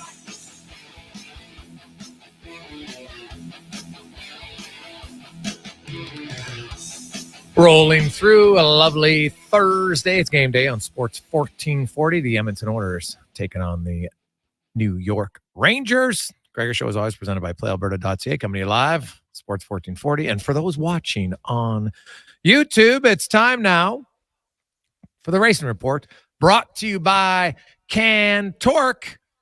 And they've continued developing tools and are excited to announce their newest design, battery-powered nut runners. 4 models with 500 to 3,000 foot-pounds, with more on the way. Check it out at cantorque.com. As Colin Livingston, fresh off his trip to Europe, is back in studio. Colin, and lots to talk about this past weekend in F1. As I was watching the race, I'm like, oh, Jesus, it's fairly competitive. Now you can get into the gamesmanship on when you pit, and I think Red Bull probably won that. But it was interesting. Kind of, I guess the biggest story came after the race, and the fact that you had 2 guys disqualified, one being Lewis Hamilton, and then Charles Leclerc. Explain to us non-racers what was wrong with their vehicles that they get basically eliminated from the race. So there's a measurement that the FIA has started to check. It's basically on the underside of the car, and there are these wear plates that give the FIA an indication of how low the car is running. Now, the spacer needs to be 10 millimeters. That's the size it starts. It's got to be no less than 9 millimeters when they're done. Ferrari and Mercedes had theirs measured after the race, post-race inspection. It's something that's new with this generation of car. They haven't had a measurement, and they haven't had the means to be able to check this properly. They said earlier in the year they were going to start checking this thing. When they did, both Mercedes and Ferraris were found to be too low. Like how low? Like 8 millimeters? It doesn't matter. Oh, okay. It could be 8.9999999 down to 0. It's the same penalty, which is disqualification and not classified at all. So 0 points. Basically, they ran the race for nothing. And so is it because they think it makes them faster? What it does is it allows you to potentially run the car lower than what it's supposed to. What the net result was, again, one of my favorite things to watch after the race is the Mercedes debrief. And I got to watch that today, where they talked about how they were kind of subjected to this. Now, the track at Austin is extremely bumpy. Mm-hmm. And because last weekend was a sprint race, they only had 1 practice session. Normally they have 3 over a weekend where they can kind of analyze what the car is going to do in various configurations. They didn't have that ability this weekend because they only had the 1 session, and then they went straight to the sprint, and then they went into the race. There was qualifying, but qualifying, you run the cars so light on fuel, they don't bounce as much. So with this really, this aging surface that was super bumpy, they just didn't leave themselves enough margin. They admitted that it was their mistake. They're not protesting. They're not going to challenge it. And unfortunately, they took what was a really, really positive weekend for them. The performance advantage of what they did is almost not measurable. Like, it's not like the Lewis's car was half a second a lap faster because they were able to run this thing so low. I mean, the gain again is almost immeasurable, but at the same time, it's a fair penalty, and rules are rules. Got to abide by them. But Mercedes did look quicker, right, than we've seen for sure. Is it a one-time thing, or do you think, or we won't really know here because they're going here in a stretch where they race a lot? But what makes you believe that maybe Mercedes has at least closed the gap where they might be able to actually beat Red Bull here head to head? Well, I mean, the timings weren't that far off when they got into the real race runs, and that's where you really show your hand. I mean, you can make your car good for qualifying, but it's maybe not good for the race. Mercedes has shown mostly this year their car hasn't been great for qualifying, but it's been better for the race. But during the race and with race pace, I mean, they were within 1/10 of a second for a lot of the race run, and had they executed their strategy a bit better, that when Max came in for his final stop, if they had not allowed him to undercut them, they would have at least had a shot. Not saying that they gave the race win away. We never know how those things are going to play, but at least there's signs of encouragement. This weekend is going to be a little bit strange because in Mexico, obviously it's high altitude, which means that there's less air for for the car's performance. There's less air for the engine. It's dirty air, meaning that there's a lot of pollution there. So the car isn't going to run nearly as well. It's harder on the drivers. It's harder to keep things cool. So this weekend may not be the best indication, but then they go from Mexico to Brazil next weekend. So this is, it's kind of crazy because it's 3 weekends in a row right now, but it's also going to be 5 out of the next 6. And they go from Brazil. There's a weekend off, then they run Vegas, and then they close in Abu Dhabi the following weekend. So it's, they're going to be ready to be done here pretty quick. What kind of challenges does that present when you got F1 3 weeks in a row and 5 of 6 for the teams involved? Well, obviously the challenge is that they don't get a lot of time between races to rebuild, to reconfigure, to add, any upgrades. They're getting towards the end of the season where the upgrades are likely not going to be coming anymore, but just the travel and the lack of downtime over this last stretch, because they finished on Sunday. The teams take the majority of Monday and, parts of Tuesday to get everything, torn down, packed up, shipped. Then from Wednesday, everything is flown in, but there's, issues with customs because you're going from the US to Mexico, or potential issues with customs. The teams just don't get a break. They go nonstop. The drivers have to go from sponsor commitment to sponsor commitment, then get everything set up and reconfigure the car. Because again, the downforce level from a place like Austin, which is relatively low altitude to Mexico, is significant. So they have to, do that again in a real short amount of time. They only have, 2 days to 2 effective days by the time they get their hands on their material to rebuild it. And then they're right back into another weekend. They've got to tear it down again, go through the same routine, and then off to Brazil. Then from there, I believe that the teams will actually probably get their stuff back to their home bases in Europe, where they can, do a more thorough disassembly and more maintenance and all that, then cart it back up, get it back to Vegas, and then from Vegas they go straight to the Middle East with Abu Dhabi.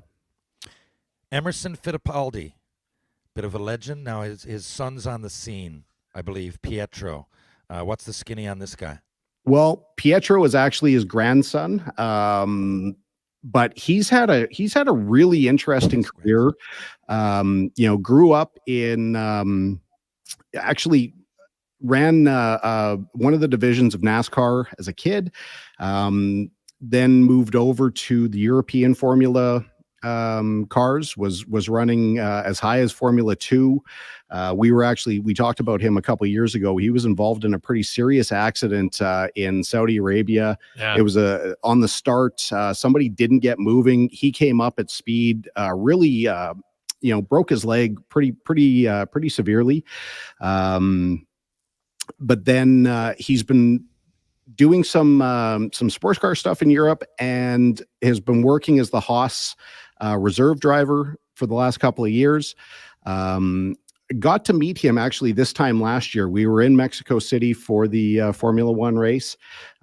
He's the nephew of Max Pappas. Max was racing with us during that Legends Cup, where it was all the former Champ Car, IndyCar guys. So got to spend, I shouldn't say quite a few, got to spend about 5 minutes just chatting with him on pit road as we were walking from one place to another. Like, just super, super nice kid, really happy for him. And I think he's going to excel. He's signed on to join Rahal Letterman Lanigan next year. He'll be doing a full season.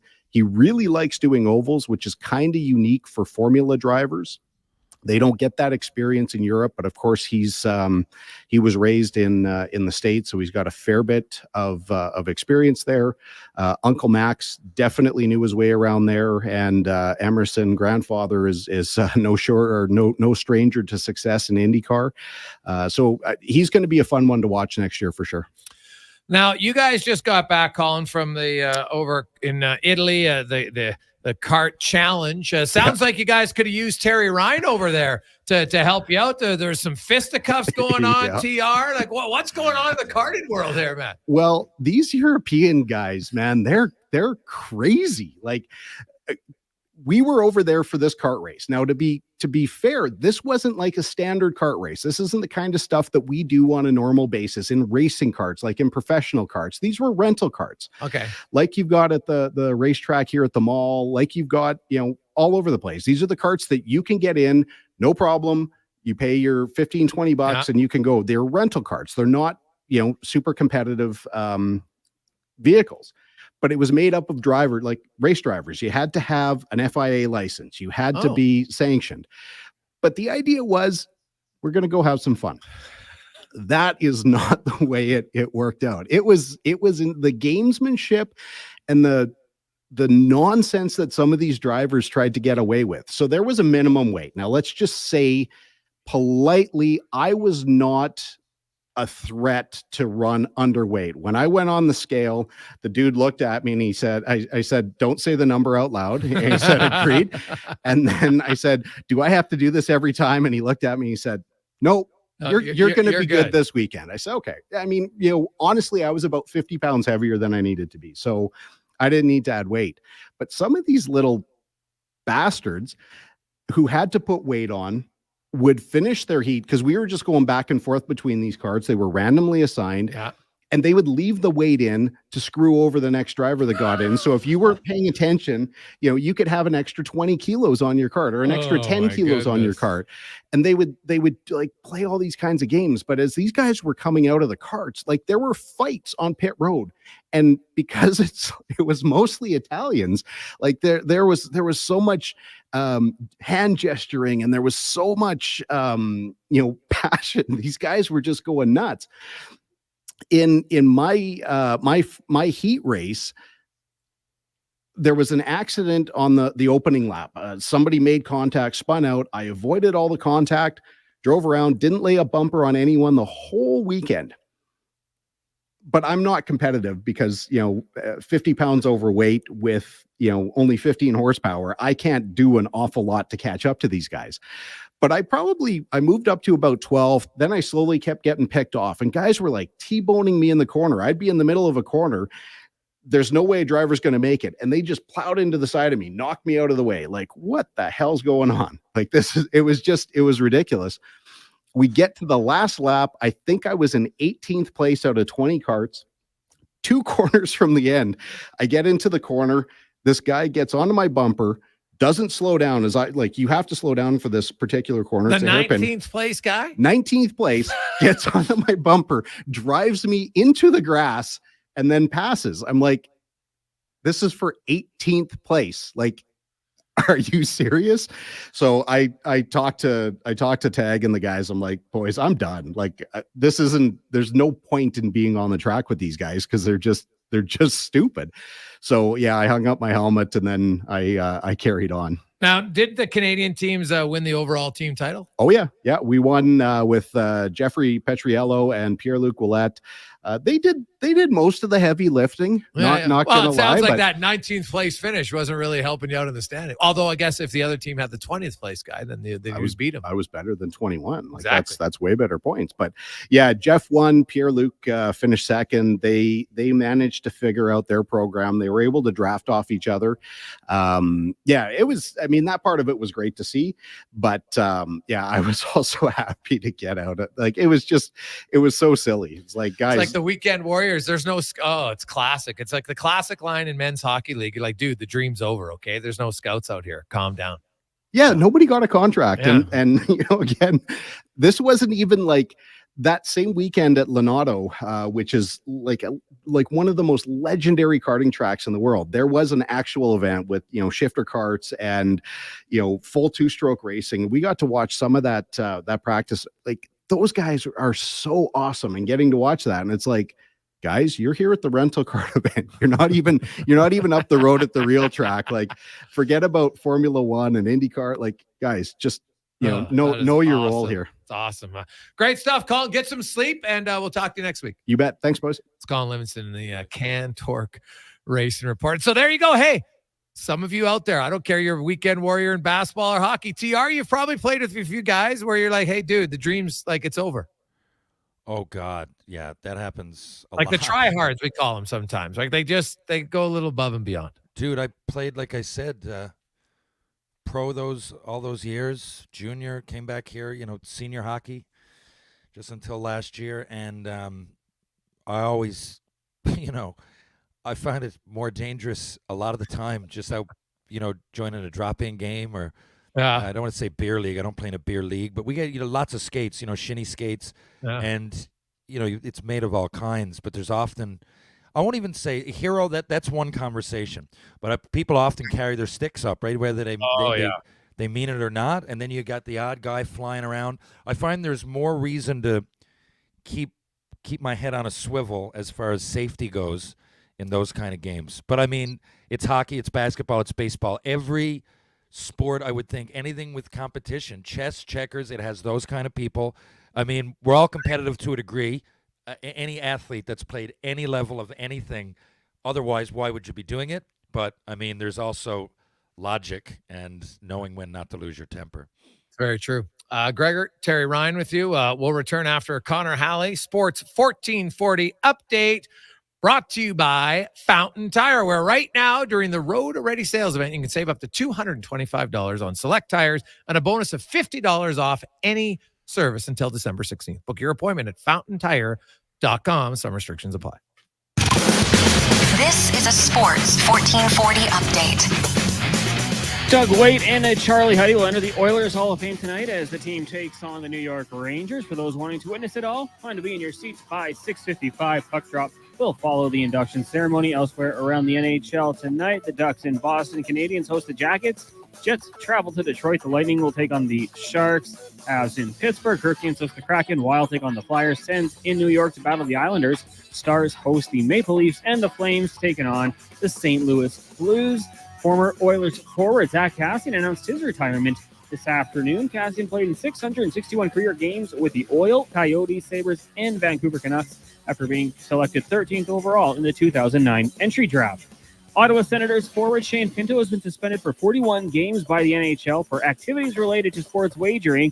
The league said in a statement that it found no evidence that Pinto bet on NHL games. Week 8 in the NFL gets going tonight as the Bucs travel to Buffalo to take on the Bills. Kickoff 6:15. You can join Brandon Douglas down at the downtown Canadian Brew House for a chance to head to the Super Bowl in Las Vegas next Feb. Just 2 games in the association. The Bucs will host the Sixers at 5:30. Then at 8, the Suns in LA taking on the Lakers. 2 games in the AJ1 final. Spruce Grove defeating Camrose 4-3 in the shootout. Later tonight, it's Drumheller up against Okotoks. That'll get going at 7. Coming up in hour 3 of the Jason Gregor Show, we'll ask 5 questions, hear another edition of Ryan's Rant, and be joined by New York Rangers radio analyst and former player Dave Maloney. I'm Connor Halley. This has been a Sports 1440 update. Sports 1440, a Stingray radio station. CKJR broadcasts from West Edmonton Mall and Wetaskiwin. Download the free Stingray music app and listen wherever you go. Any team looking to trade up is wise to wait for the right conditions. Right now at Volvo Cars Edmonton, they've got some exceptional offers to help move the remaining 2023 inventory. So whether your team wants to head to the game in the sporty XC60 or the spacious XC90, you'll get up to $5,000 off or finance rates from 2.49%. Volvo Cars Edmonton is Canada's only 12-time Volvo Excellence Award winner. Visit 1205 101st Street Southwest or chat online at volvocarsedmonton.com. Bringing every project to life requires the right team. By joining the Japa Machinery Group service or sales teams, you can be part of setting a new industry standard. Celebrating a legacy of excellence with Japa. Learn more at japamachinery.com. At The Brick, we're not just proud of this city and its rich sports history. We're proud partners of it. The Brick started right here in Edmonton over 50 years ago. And when we're not cheering on the Oilers and Oil Kings live at the game, or the Edmonton Elks under the bright stadium lights, we're in our stores, providing everything you need to cheer them on in your home. The Brick, supporting Edmonton sports teams and fans since 1971, saving you more. Your old furnace can die in the blink of an eye, so why take that chance this winter? Eric Mikowski here, head of the family at Furnace Family. The time for a new furnace is now. Not only will you have peace of mind on those cold winter nights, you will save money on those super expensive gas bills. Unsure? Furnace Family can come check your furnace, and if you buy a new one from us, the check is free. Daikin has an industry-leading lifetime warranty on their heat exchangers. It could be the last furnace you ever buy. Visit furnacefamily.com. Jingle time. Done right, day or night, furnacefamily.com. Get your vehicle ready for winter with Jiffy Lube. Drive-in, drive-out service with 25 extra air miles with your Shell Go Plus app. Be wise, winterize. Jiffy Lube, keeping you moving. Legacy Heating and Cooling is sounding the call. Don't struggle through winter with a furnace you can't trust. For maintenance before winter strikes, Call Legacy. Call Legacy. for furnace tune-ups and repairs to give peace of mind. Call Legacy. Call Legacy. Or to scrap your old furnace for a brand new high-efficiency one. Call Legacy. Call Legacy. And with no payments, no interest for 1 year on your new furnace, it's gotta be Legacy Heating and Cooling. You know, I got into reffing for the excitement. He's going for the chair. Turns out wrestling is completely scripted. But you know what's exciting and unscripted? PlayAlberta.ca. With an all-new sportsbook, odds boosts, and betting on any game. PlayAlberta.ca. Go all in on excitement. Sign up today with promo code SPORTS50 and get a $50 free bet. Official gaming partner of the Edmonton Oilers. Remember, if you gamble, use your game sense. What you eating there? Oh, just a Leon's $10,000 shopping spree in a Chevy Colorado. How do you plan to get all that from a Big Mac? Monopoly Double Play. Monopoly Double Play? First, I peel on pack, then I peel an app. 2 ways to play and win. So basically, you're potentially holding the most lucrative Big Mac ever? No, I'm potentially eating the most lucrative Big Mac ever. Now you can double play at McDonald's for more ways to win millions of prizes. While supplies last, chances of winning change as prizes are claimed. Chances of winning McD's app prizes based on time of code entry. See rules at participating McDonald's in Canada or at mcdpromotion.ca. At Toyota, we build quality trucks with you in mind because everyone loves a friend with a truck, especially a Toyota, winner of the Canadian Black Book Award for Best Residual Value. So when that inevitable ring-a-ding-ding for help comes, you're there, rolling up in an award-winning truck because you're an award-worthy friend. It's time to Toyota. Finance a 2024 Tundra 4x4 Double Cab SR5 from $190 weekly for 84 months at 7.39% APR with $7,999 down. Hybrid also available. Visit shoptoyota.ca or your local Prairie Toyota dealer today. Portions of this hour brought to you by Cantork. We've continued developing tools and are excited to announce our newest design, battery-powered nut runners. 4 models from 500 to 3,000 foot-pounds with more on the way. Learn more at cantork.com. Sports Radio is back. The Jason Gregor Show on Sports 1440. Presented by PlayAlberta.ca, Alberta's only regulated online gambling website. Keep on moving.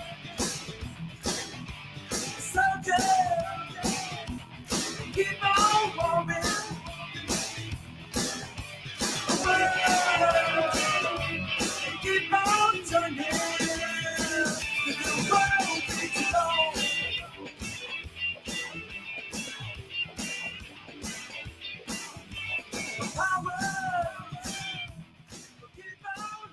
Just after 4 o'clock. How are you? Welcome back to the Gregor Show. It's game day on Sports 1440 and Oilers Nation YouTube, as always presented by PlayAlberta.ca.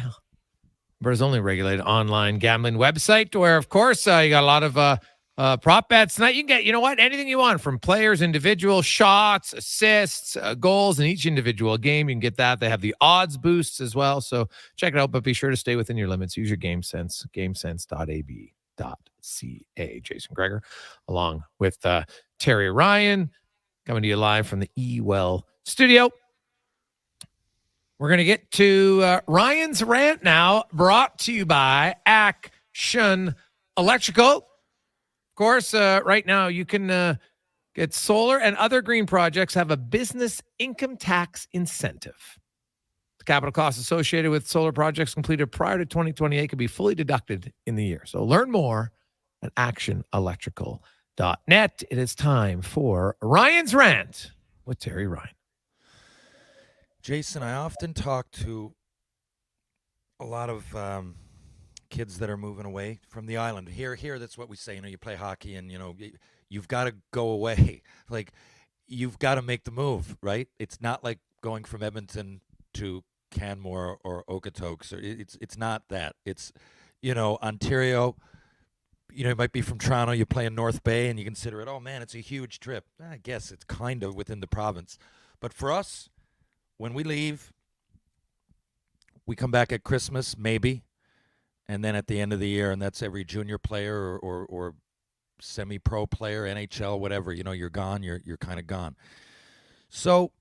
And a lot of people often ask me, I do some like personal hockey lessons, and in the summer I help out with a couple of schools.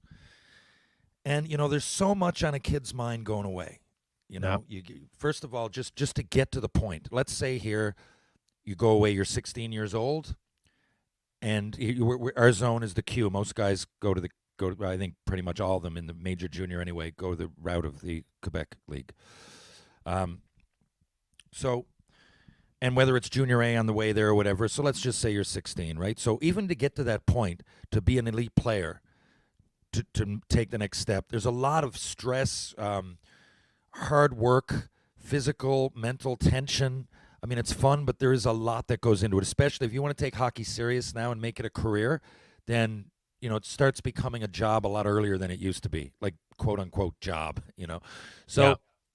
And then you go, and you got to rely on staying dedicated and working out and staying focused and staying on task, staying away from the booze, staying away from drugs. Maybe you got a girl that you love. You might love her, but you got to leave. Sorry, hon. I'm not going to get to the NHL here in Mount Pearl playing for the O'Donnell Patriots. Like, I've got to leave. And it often shatters relationships. You be 16 is one thing. You could be 17, 18, 19, 20. You're still in junior. But you've got to be disciplined and take that route. And it's just why I often say, like, it often takes care of itself. It's survival of the fittest, but it's not always the absolute best players that make it. I mean, usually their trajectory is ahead of the other players, their age. But, those things come into the equation. And sometimes people just don't like it. It gets to be hard. How many people that have said that? To me, I'll go, Francis Mooney was one of my buddies now from Mount Pearl, a few years younger than me and what elite growing up. And when I asked him, I'm like, Francis, what is it? Like, you came back from Oshawa, you didn't make it? He goes, it was too hard. I didn't want to. I'm like, okay, fair. Okay. We went to university. He's got a great job now. Hockey wasn't for him. But everybody is different. But something that I never hear anybody bring up, and they really should, especially if parents are listening, sending your kid away. And, there is that level. I mean, not every person on the mainland doesn't have to make a move. You could want to play in the Western League and be from Edmonton and play in, I don't know, Fernie, BC, or even Medicine Hat or wherever. I mean, so there is a level of leaving and not being at home. And I never hear this, but it's really important. The first thing I say to parents, okay, he's good enough to go away. Well, let's make sure that he lives in a good the billets are really important. And a lot of people don't bring it up. And I was going through some old pictures the other day, and I heard Ryan Marsh on your I wanted to be on there that day. But it's later here. It's 3.5 hours later in Newfoundland. That's why I do the 2 hours, and it's often hard to get the third in. But I know you had Ryan Marsh on. And in Quesnel, BC, when I first went, I tell those stories like, yeah, my parents came with me the first year, but the second year they didn't, and only part of the first year. So, and Ryan Marsh's parents took me in, Dick and Pat Marsh. I wouldn't be able to stay there, and they were just great. Otherwise, I could have been with a drug addict or a criminal or a loony, but it didn't. And then I went to Tri-Cities, and I had Mark and Nancy Eby, and they were great. They were, wouldn't let us away. Zenith Komarniski was my roommate from Vegreville, Alberta. Scored, I believe, his only NHL goal, at least his first one, on Patrick Waugh. Didn't play long. From center ice. Just a great buddy of mine playing for Vancouver. Dump him. Anyway, we lived there, and I've often talked with Zenith going like, we're so lucky that we had Mark and Nancy. like you're so impressionable at that age. We lived so far from the rink. We were just trying to finish high school. That's another thing, right? You're there. You got to have a good environment for that. I could have gone off the rails if I was with a slack billet or someone that didn't take it seriously. And in Red Deer, it was Neil and Vera Tomelty and the Tomelty family. And they were just awesome to me. And I said, I never really bring it up. And I do to parents around here and everything, but I'm not as vocal about it on my podcast and whatnot as I should be. I think billets are way underrated. They're really important. And if you're a parent that is wondering about sending your kid away, boy or girl at this point, lots of girls going away to play at different places, I would really look into that. Like, I wouldn't worry about his or her slap shot. They got there to some point. The coach will take wherever they're going. They'll take care of that, right? Whatever it is, 1-3-1 box plus what, that'll all get taken care of. But what you need is you have to have a good environment for that son or daughter to flourish in, and that starts and often ends with the billets. So it's a shout out to the billets out there, and I'm just bringing some attention to something that certainly deserves it. I think you're bang on, because it is something that is overlooked, and there's a lot of parents who don't really know the process of it. I know my brother, for his son, when they went down there, they interviewed the family that they were lucky because the parents that had Brett Howden was him and Noah. They didn't know each other, but they're both 16 years old, and they roomed there. And they had actually many years ago, Brett's older brother Quentin had billeted with him, right? And as a joke, Brett was like 13. He goes, "When I play in the WHL, will you billet me?" And they're like, "Oh, sure," not knowing they would ever play that. And then they're kind of like, "Well, now our kids are growing up. We don't really need to." And so he called and, "Hey, remember when you said you'd billet me?" So they kind of had to. And but they were unbelievable, right? And it made a huge difference, because as a parent, when you're sending your 16-year-old son or daughter away, you're trusting someone else that they're going to have close to the same morals. And I've heard stories of people who have bad bill. I've heard of them. They don't get talked about that very often, but it's happened. And you know what? You hear some horror stories. So, you know what? I think it is a big shout out. I know there's one where, parents, they don't understand, like, they feel, oh, geez, I don't want to rock the boat. No. This is your only, that's your son or daughter. And their home environment can have a big impact on how they're playing, right? The billets have to be ultra supportive. If it's not, they don't need to come home and have Bob sitting at the table. Well, you know what, Tim, what are you doing on that dump in? I need to see you do it. No, that's not what you need. It's the last thing you need. You have coaches for that. They're not coaches, right? And so I do think a lot of parents, I've said this for many years, Terry, from a business standpoint, there should be somebody, guy like yourself, anybody else who's gone through the process and says, you know what? Because every year they're across the country, they're just in Western Canada alone. Think about how many kids get drafted to the WHL, and their parents really have no true understanding of what happens in the WHL. From what do you ask for when it comes to ensuring that you're going to get education, right? If your son's good, guess what? You say, you know what? You want to sign him? Great. You give him a guaranteed year of college right now, just for signing.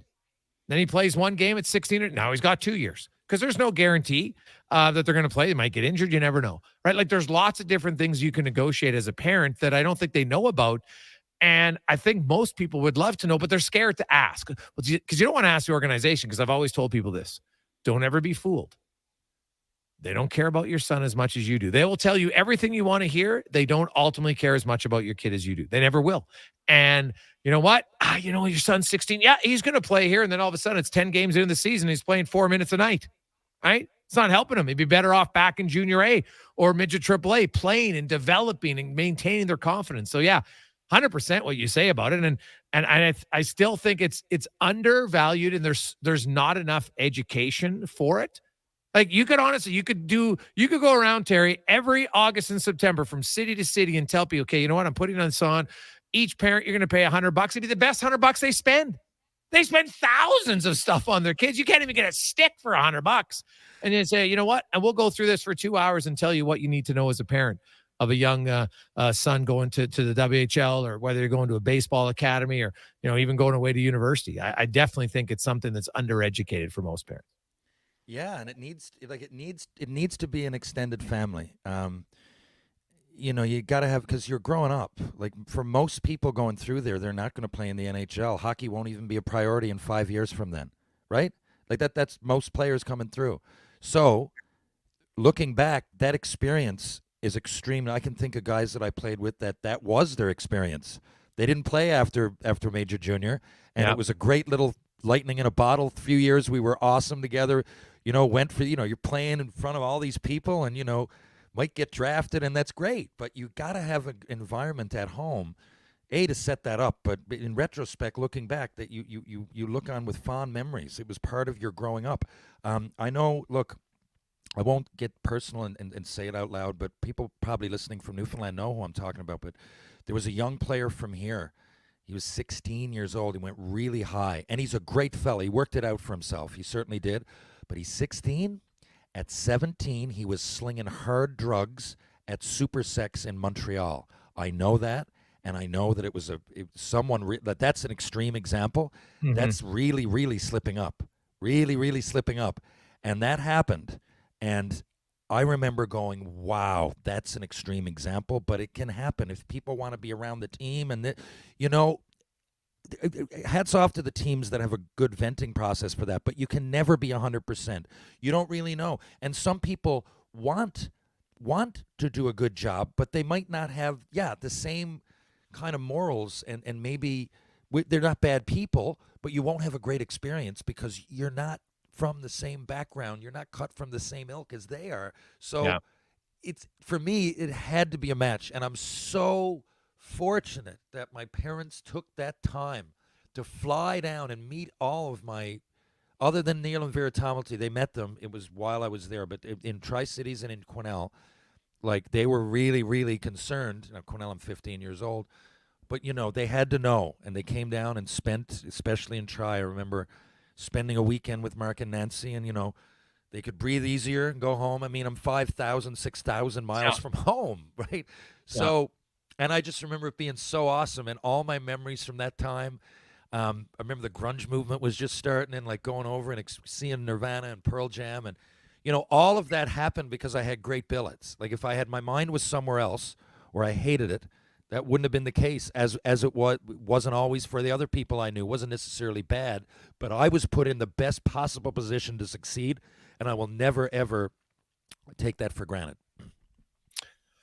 It's Ryan's Rant, brought to you by Action Electrical. Jason Gregor, Terry Ryan with you. When we return, Dave Maloney, we're going to break down the New York Rangers taking on the Edmonton Oilers. The Rangers come in very good defensively, 2.17 goals against per game. That's half of what the Oilers are at. Can the Oilers play a sound defensive game, or can they find a way to do what Nashville and Columbus did, which was beat Shesterkin 4 and 5 times? How did that happen? We'll find out next. The Jason Gregor Show on Sports 1440, live on Oilers Nation YouTube.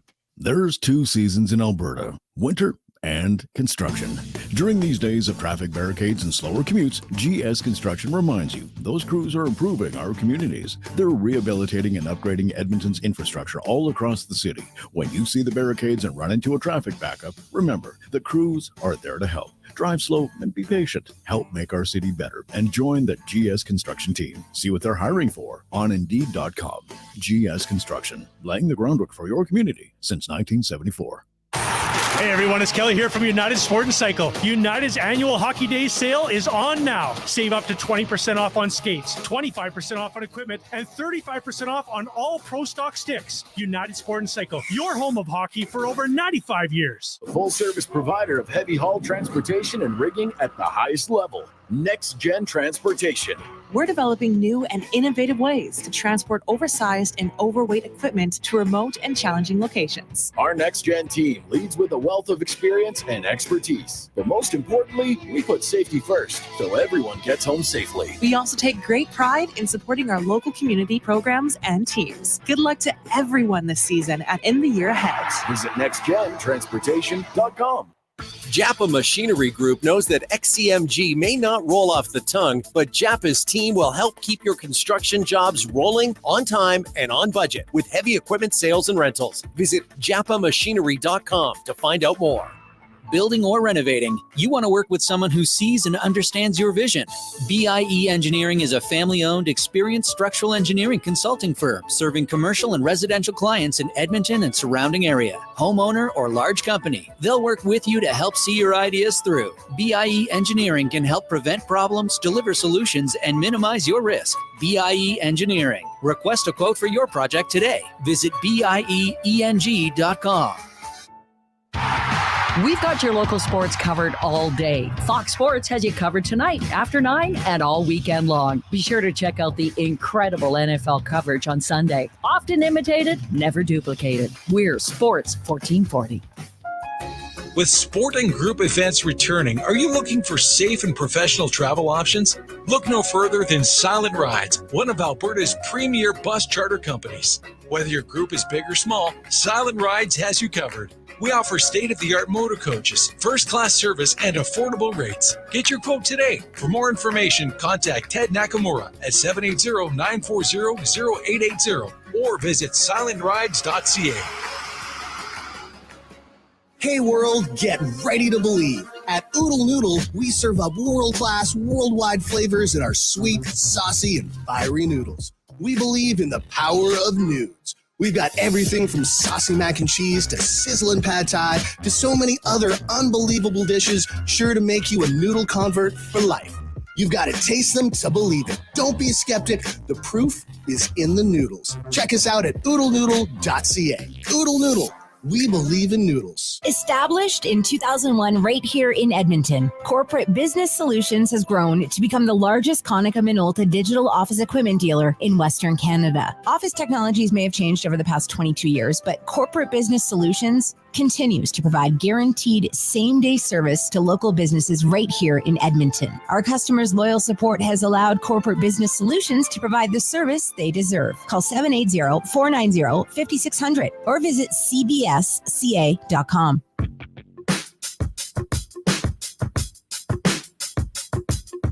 Portions of this hour brought to you by On the Rocks. There's something going on every day at OTR. On Monday, Bingo Tunes, Taco Tuesday, karaoke on Wednesday, tonight, Salsa Night, and live music every weekend on the OTR stage with DJ Kenny K, On the Rocks, Jasper Ave, and 118. Hat tricks, touchdowns, and home runs. Get it all with the Jason Gregor Show on Sports 1440. Presented by PlayAlberta.ca, Alberta's only regulated online gambling website. Street, cruising down A Street, off-white Lexus, driving so slow, but BK is from Texas. Me, I'm out there Bed-Stuy, home of that boy Biggie. Now I live on Billboard, and I brought my boys with me. Say what up to Tata, still sipping my 425. Welcome back. Game day on Sports 1440 live, Oilers Nation YouTube, where of course Ty Remchuk and them will have all the pregame action right here on the same YouTube channel. So once the Gregor Show is over, pregame show begins on Oilers Nation. Check it out. Oilers are taking on the New York Rangers tonight as we get to Round the NHL, brought to you by McDonald's, and it's back, baby. One of your favorite games, even with more chances to win than ever. Monopoly, because you can peel it on your favorite cheeseburger, get it on your milkshake, your fries, or on the app. All the details at mcdpromotion.ca. Longtime NHLer and a longtime radio analyst for the New York Rangers, Dave Maloney, joins us once again. Dave, welcome back to the show. How are things? Things are well. How about you fellas? We're doing good. Doing very well. A little chillier than normal that we would like in October. The Rangers come to town 4-2 defensively. They've been great. If you look at it overall, 2.17 goals against in 4 of the games, all their wins. They only allowed 1 goal in each game. And then Columbus and Nashville, 2 kind of non-offensive juggernauts, found a way to beat Shesterkin and the Rangers for 4 and 5 goals, which seems a little odd to me. But I did rewatch the Calgary-New York game, and man, they put on a kind of a defensive clinic in that one, Dave. And there's continuity amongst their lines. I'm seeing Ranger fans, oh my goodness, we have the same lines every game here. What's going on? But kind of give me your early assessment of the Rangers. What's gone well, and is there anything that you feel they should improve at?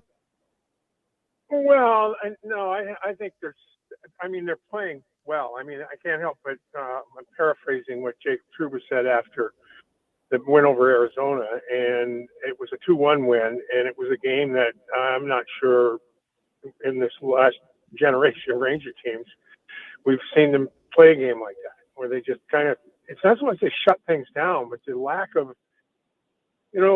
razzle dazzle all the time, the lack of over pursuing the puck, the lack of panic in the defensive zone has really been impressive. And the two losses, the Columbus game turned in a minute 7. It was a power play goal, and then the shift after a deflection in front. Other than that, in the third period, they outchanced Columbus. I think it was 39-6 or something like that.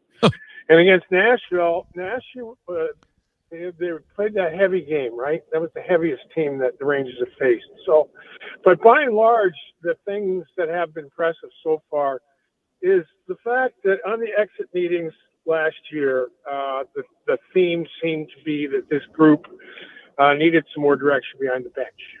And Chris Drury and his staff decided to let Gerard Gallant go, and it's just a matter of style, right? I mean, back-to-back years with over 100-plus points, conference finals 2 years ago, but it looked like it's run its course, and Peter Laviolette comes in, and he's the guy that you know who the boss is, you know how he wants to play, and he's had that kind of attitude right from the moment he showed up to be introduced to the New York market. So I think the things that are impressive that and the message about the game from Laviolette, I think was addressed to the top guys, that you can razzle dazzle during 82 games, but it's not going to win in the playoffs. Okay. And, you know, the 2 rounds, they went to conference finals, got to game 7, the first 2 series, and won. But so I think after 6 games, I think there's a lot of good things going on, but goodness gracious, there's still a lot of hockey left to play. And Dave, you know what? You mentioned Trouba, maybe the best open ice hitter in the game. Got to have your head on a swivel when he's on the ice. The young players, Capo Caco and Lafreniere, first and second overall picks. There's been some saying, oh my goodness, they're busts. I think it's way too premature. At least at the numbers, it looks like, okay, both these guys, a little bit older this year, both off to good starts offensively. They're both playing in the top 6. Some would say maybe they didn't get the opportunity they needed in the past. Some said maybe they weren't ready for it. I don't know. You watch them way closer than I am. Do you see a difference in those two players, or is it just simple maturity? Well, no, there's a progression, right? Caco's a year older, and he's been around a little bit longer than Lafreniere, right? I think the overview for me going into the season, the difference in the Rangers season was going to be determined by the play or the hope development of Caco, DeAndre Miller, Philip Hedl, Braden Schneider, and Lafreniere. And I think early showings they look like they're all they're at different stages of their career. Philip Hedl has turned the hardest up, right? But he's a little bit older, 23, 24 now. So I think that Lafreniere, who did not have a very good camp, interesting to watch him. You know, he's playing on the right side. He's been good. He's been good. I don't know that they was ever given a chance on the right side with Gallant. He wasn't given the chance.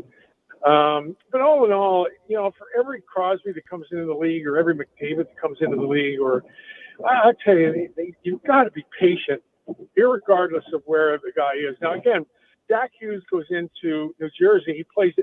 He was running the 5-on-3 power play the first 5 games of his career. There's not a rookie alive that comes into New York that's ever going to be able to do that, only because of the cap situations the Rangers always find themselves in, right? So I just think they are tracking wonderfully, all 5 of them, and I think their play will be the difference in this Rangers season. And you can throw Caco and Laffy right into that group.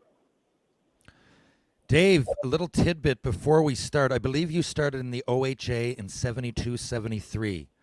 My dad was drafted. My dad played 4 years in the OHA with Hamilton, was drafted in 72 and went to the WHA. But his line mate from a small town called Grand Falls, Windsor, Newfoundland, was Tony White. And Tony went up and had with you in Kitchener, eh? Yeah. No, I remember Tony. Tony was great. They got drafted by Washington and had he was a good. We had a great that last year junior at Kitchener Rangers. We had the only guy that didn't get drafted when their draft year came out was the backup goalie Jim Brown. Everybody else got drafted somewhere, and that year there were 3 of us. My draft year '74. There were 3 of us taken in the first round and 2 taken in the second round, and we got beat by Roger Nielsen and the Peterborough Petes.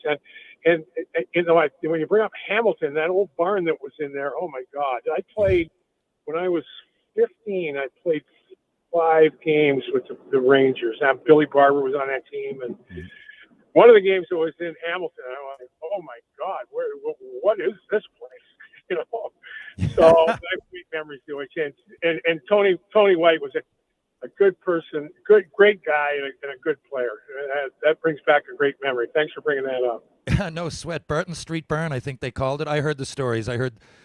Tony went on to score 26 and I think 29, just shy of 30 a couple times with Washington, a Newfoundland legend. Speaking of old school legends, Phil Housley's down there. And I haven't heard much other than he signed there in the summer. How's he been accepted, and do you think he'll help the D?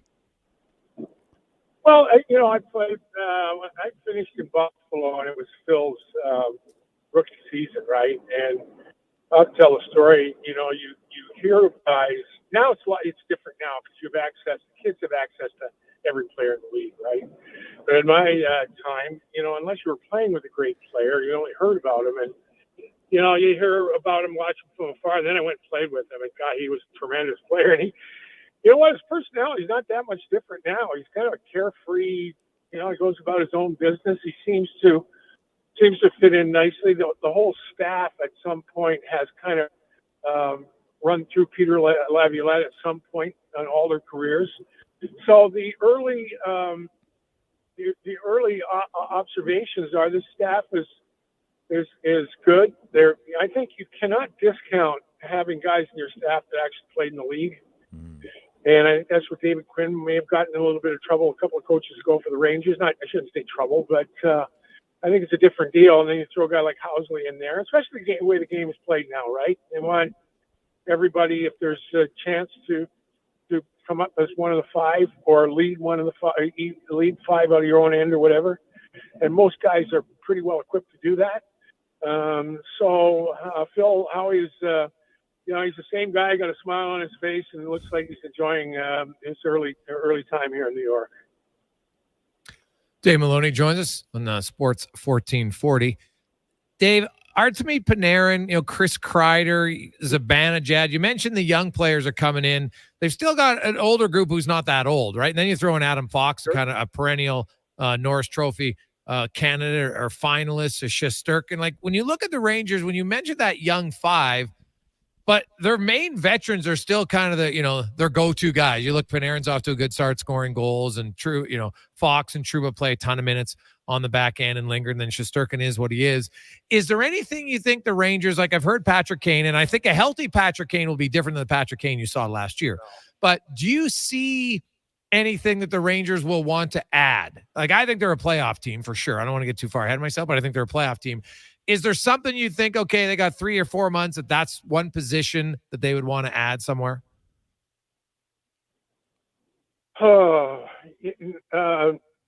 Not really. Okay. Not now. Listen, I know that the go-to guys are still the go-to guys, but this team will be significantly stronger if those 5 kids develop the way they're going to look like. Now, does everybody want to be? I think the one thing from a Rangers standpoint, do they have that kind of bite or that competitive genius from the top players? It's fine to have that. Will Cooley's been a great surprise playing on that 3rd rotation with Trocheck and Blake Wheeler, and he's got a bit of a bite. But I just think, Trouba has it, but I'm just not sure. I don't know how you address that, but that would be the one thing, I think. Okay. If I wouldn't change anything. And Patrick, the reality with Patrick Kane and Tarasenko coming in last year. 2 years ago, the Rangers make the trade for Kopp, Petrano, Tyler Mott, guys that could play anywhere in the lineup, right? Yeah. But you're bringing in Tarasenko and a Kane, they've got to play in the top six. And you're bringing Patrick Kane in. I just don't see that being what they need. Something they need to do, because you're going to have, whether that's December or whether it's, playoff time or whatever. I just think the Rangers need to believe in the core that they have and believe that the young guys, particularly Hedo, particularly Kako, are ready to take that next demonstrative step. So other than if you can find me a message that you get somebody, I have to say, the 2014 Ranger team that went to the finals, they were a wonderful group of guys, right? Yeah. And you'd want every one of them, you'd want them to marry your daughter. But sometimes you need a couple of guys that you don't want anywhere near your daughter. Yeah. And that's the thing, I think, from the Rangers' standpoint, has been a bit of an issue, is just that bite from your top players. You can be tough on the fourth line and even the third line, but you need your top guys. You need your top guys to play like Sid. Yeah. No, I think that's but the thing is, there are not many of those guys around, right? Yeah. So anyway, that would be an early thing. I thought that, watching this group for a while. But that being said, I think they're a playoff team. There are a couple of teams in the East that it looks like they might be time to roll over.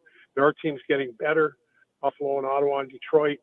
So let the goaltender, we'll give them a chance every night. And I think they're a playoff team, and you got to be in it to win it. So we'll start there. One last one for you, Dave. Blake Wheeler signed a bargain basement deal. No points set through 6 games. Is that reflective of how he's played, or is he just snake bitten? That's a good. For me, it's too early to tell. I mean, he works. He sets so many good examples. A guy at a stage of his career, the way he handles himself with the media.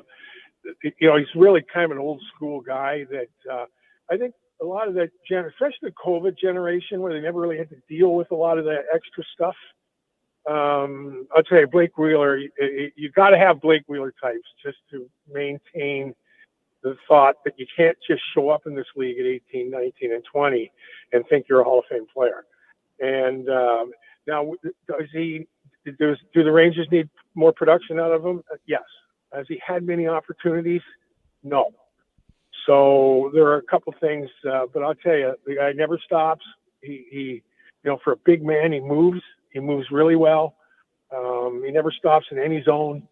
So there are a lot of things, but at the end of the day, he'll have to find a way to bring some production to the table. Great stuff, Dave. We appreciate it. We'll see you at the rink. All right, guys. Thanks very much. Have a good one. That is Dave Maloney, radio analyst for the New York Rangers. I like what he said there, Terry. And I know exactly what he meant by, hey, you know what? Yeah, it's great to have a bunch of guys that are super nice. You want somebody who kind of, on the ice is a little bit of a dick. Let's be honest, right? Hard to play against, gets in your face. And because you can't have all those guys. You need a mix of it. And so that's something that I think Chris Drury, who's won Stanley Cups, I think he would know that you look at it and say, okay, here, go top to bottom of our roster. Okay, we got the skill guys. This guy, we got the pretty boys. Do we have the trench guys? And I love what he said. It can't just be your fourth line. You got to have somebody who's a jerk in your top 6. Totally. I've always totally agreed. And even teams I've been on, my experience, we've done better when we have guys like that. The way I've always looked at it, like you can't, Connor McDavid's talent, that skill, I'd love it to be contagious, but it's not, right? Yeah. Like he's got that, and Derek Ryan doesn't. That's just the way life is. But someone who goes out there and gets a little bit nasty, that gets contagious, right? Yeah. That can happen. That gets contagious. And now all of a sudden, a lot of people can have a little bit of bite. right? Even if you look at some of those Bruins teams, they weren't really as tough as you think they were. I don't mean like way back. I mean like in Marchand's era. But like he keeps everybody on. You don't know what he's going to do. He's a great player, but he's better when he's feisty. And then McAvoy will step up, and then somebody else. And usually I use them as example because he's the biggest disturber that I know, instigator kind of out there now. That's if you combine skill and instigating, he would probably be up there. Even the Oilers, go back, someone not as elite, but I don't know, a guy like Rafi Torres kept you on your, I don't know, Nazem Kadri at his peak of his game. I'm sure Colorado definitely benefited from that.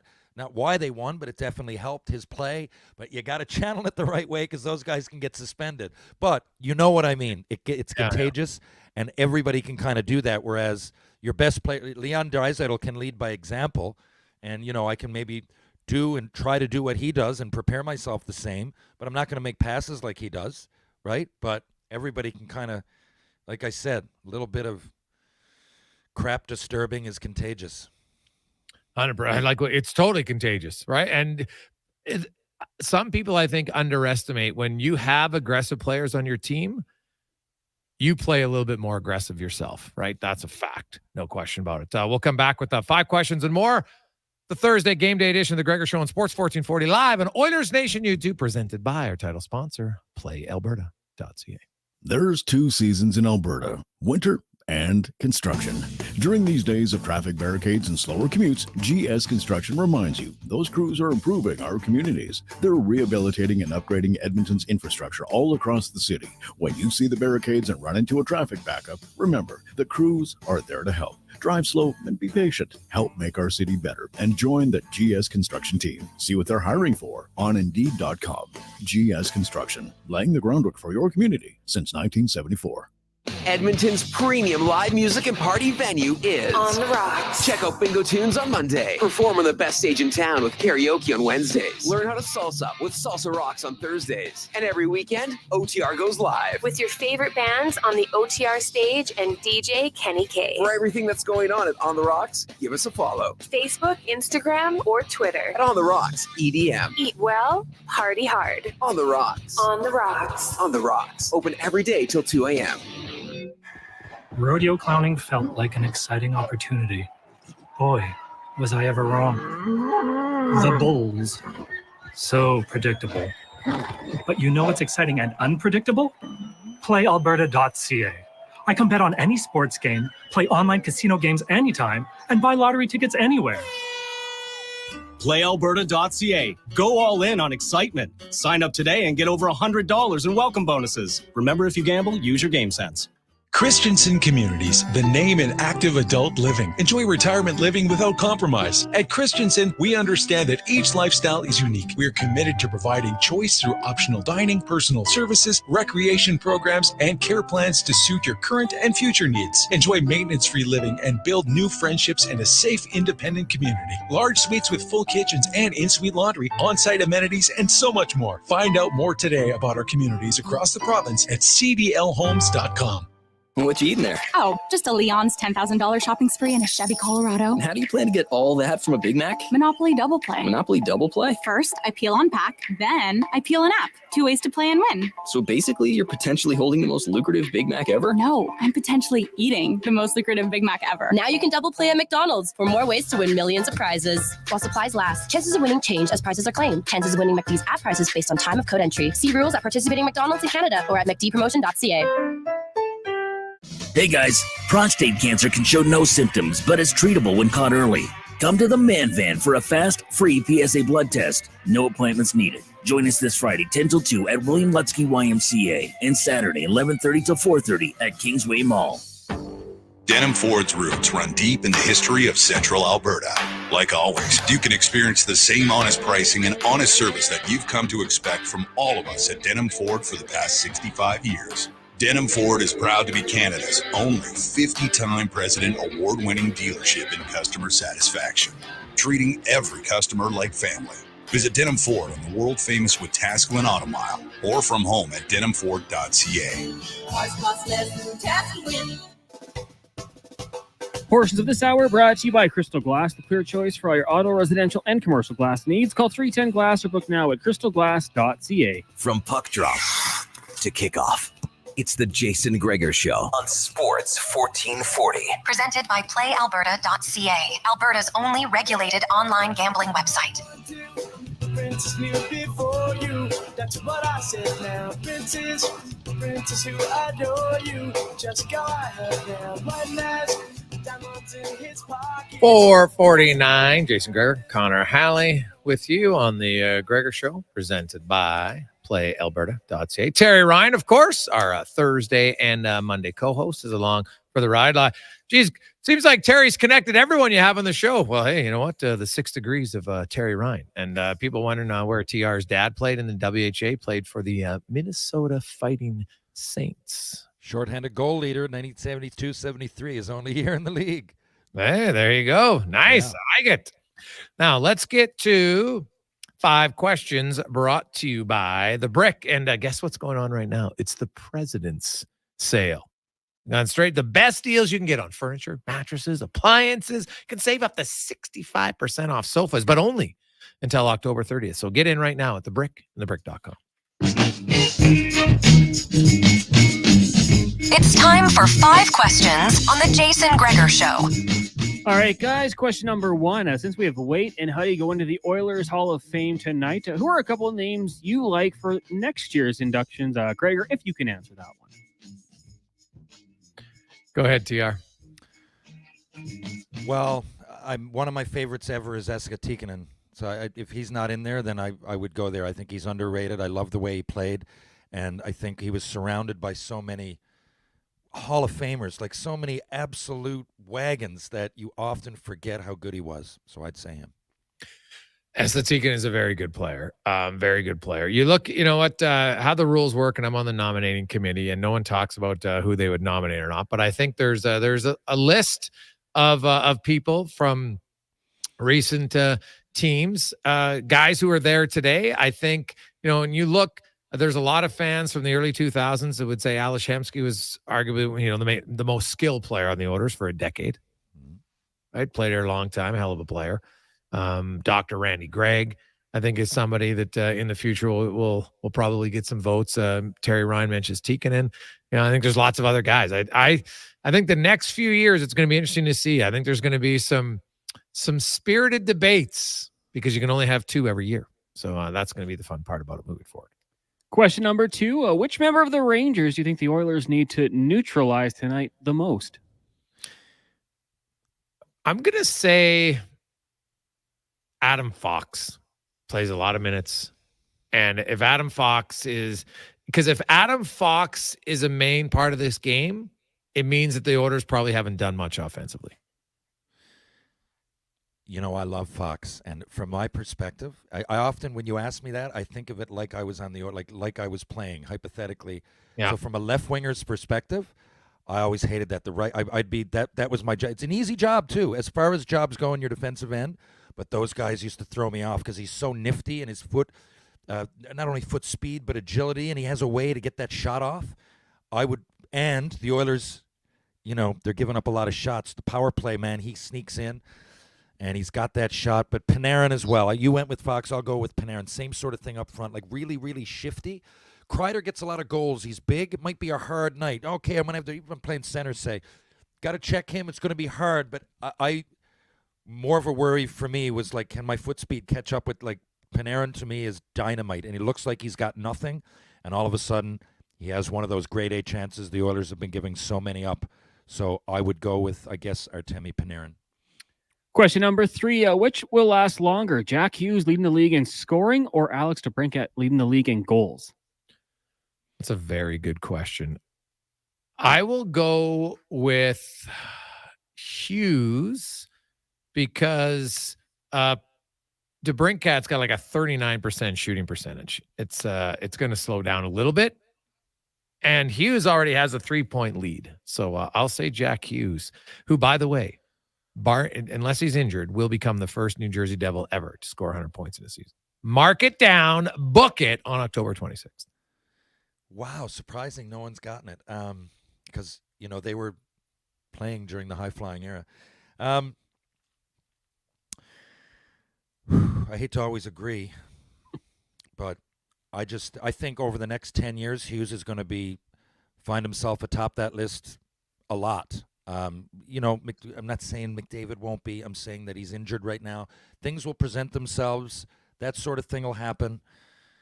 He's younger. I just think that's more likely. I don't think DeBrincat's going to lead the league anymore in scoring. I think someone's going to catch him, whether it's Matthews or somebody, and Pasternak, and then it'll evolve. That I fully expect him to get 40-odd goals. He's a great player playing in an awesome setup in his hometown, but lead the league in goals, I'm not sure, so I'll go with Hughes. Question number 4 as Week 8 in the NFL kicks off tonight. If you had to head to playalberta.ca and pick an anytime touchdown scorer on the Bills or Bucks, where would the money go? For me, I just got a sneaky feeling. The Bills, I know they're great, and they've always, the last couple of years, huge expectations. Super Bowl this, Super Bowl that. You would think the smart play would be there, and they're playing at home. But I don't know. I see a lot of holes. They're streaky, and I'm going for Tampa Bay, so I'll say Mike Evans. I'm going to go with the easy one, and TD anytime scorer, Josh Allen, quarterback sneak. And a final question for you guys tonight. Family Guy creator Seth MacFarlane celebrating his birthday. So if you have one, what is your favorite cartoon of all time? Oh, yeah. This one is a no-brainer for me. I am going Calvin and Hobbes. I absolutely loved it as a kid. I've still got all their books. And my son is closing in on a time where I think he will enjoy it. It was written spectacularly. They were so funny. Just like the imagination of Calvin was awesome, man. Bill Watterson, who was the brains behind it. That's my favorite. Like, I absolutely loved it. And in my teenage years, I couldn't get enough of it. So I will go Calvin and Hobbes. Wow. When you said I'm going to go obvious, I thought you were going with The Simpsons. Calvin and Hobbes. I know that's a comedy skit there in the paper. I didn't even realize it was a cartoon. Well, to me, it's a cartoon, right? It's written out. It's not a TV show. Oh, I thought you meant cartoon, like on TV. No, that's to me. Well, I guess that would work. But to me, okay. A cartoon is like on paper, TR. Right? I thought comic strip. I thought that's a comic strip. You could be right. Connor, what's the ruling here? What are you ruling here? Like, are we talking like the Far Side? Should that be the cartoon? That would be my number one if we are. Yes. So because Family Guy is a TV show, the cartoon, that's where I was going, but I left it open. So you can go with that. If I'm going to TV show, Terry, are you going Simpsons? Well, look, if I took it as TV show, okay, if it's comic strip, it's definitely Far Side, number one, and nothing's even close to it for me. Okay. And TV show? TV show. Look, everybody, I think Simpsons is so obvious. I got to get Looney Tunes. I can still go back. I got all the DVDs. I watch them. They're as funny now as they were when I was 7 years old. I kind of grew out of the Smurfs and Scooby-Doo and stuff, but I still like Looney Tunes. But number one would be The Simpsons. It's just so far up there that I figure I got to give you number two. Okay, well, I'm actually going to go with South Park. There was so many, like South Park was so offside sometimes, but it was awesome.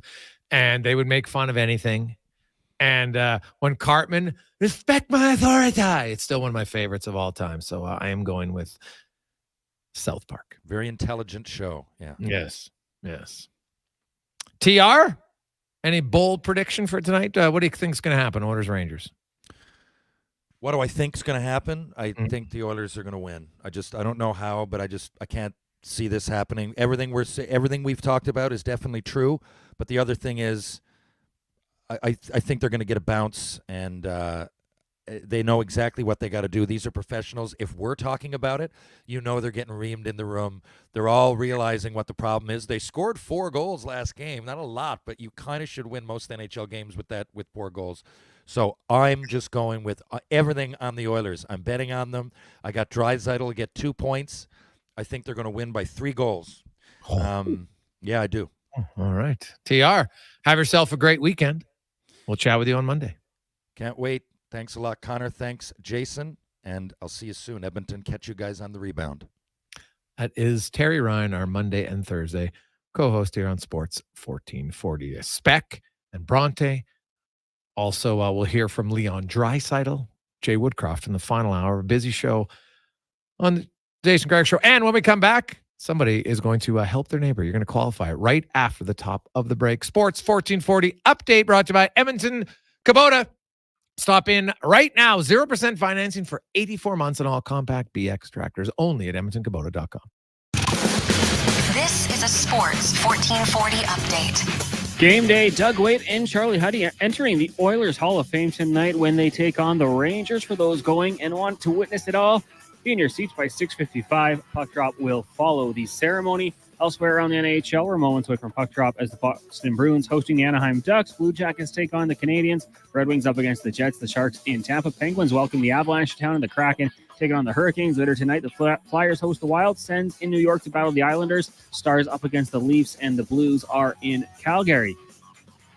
Former Oilers forward Zach Kassian announced his retirement today from the NHL. Kassian played in 661 games with the Oilers, Coyotes, Sabres, and Canucks after being selected 13th overall back in 2009. And Ottawa Senators center Shane Pinto has been suspended for 41 games by the NHL for activities related to sports wagering. The league said in a statement today that it found no evidence that he bet on NHL games. Week 8 in the NFL kicks off tonight as the Bucs travel to Buffalo, taking on the Bills.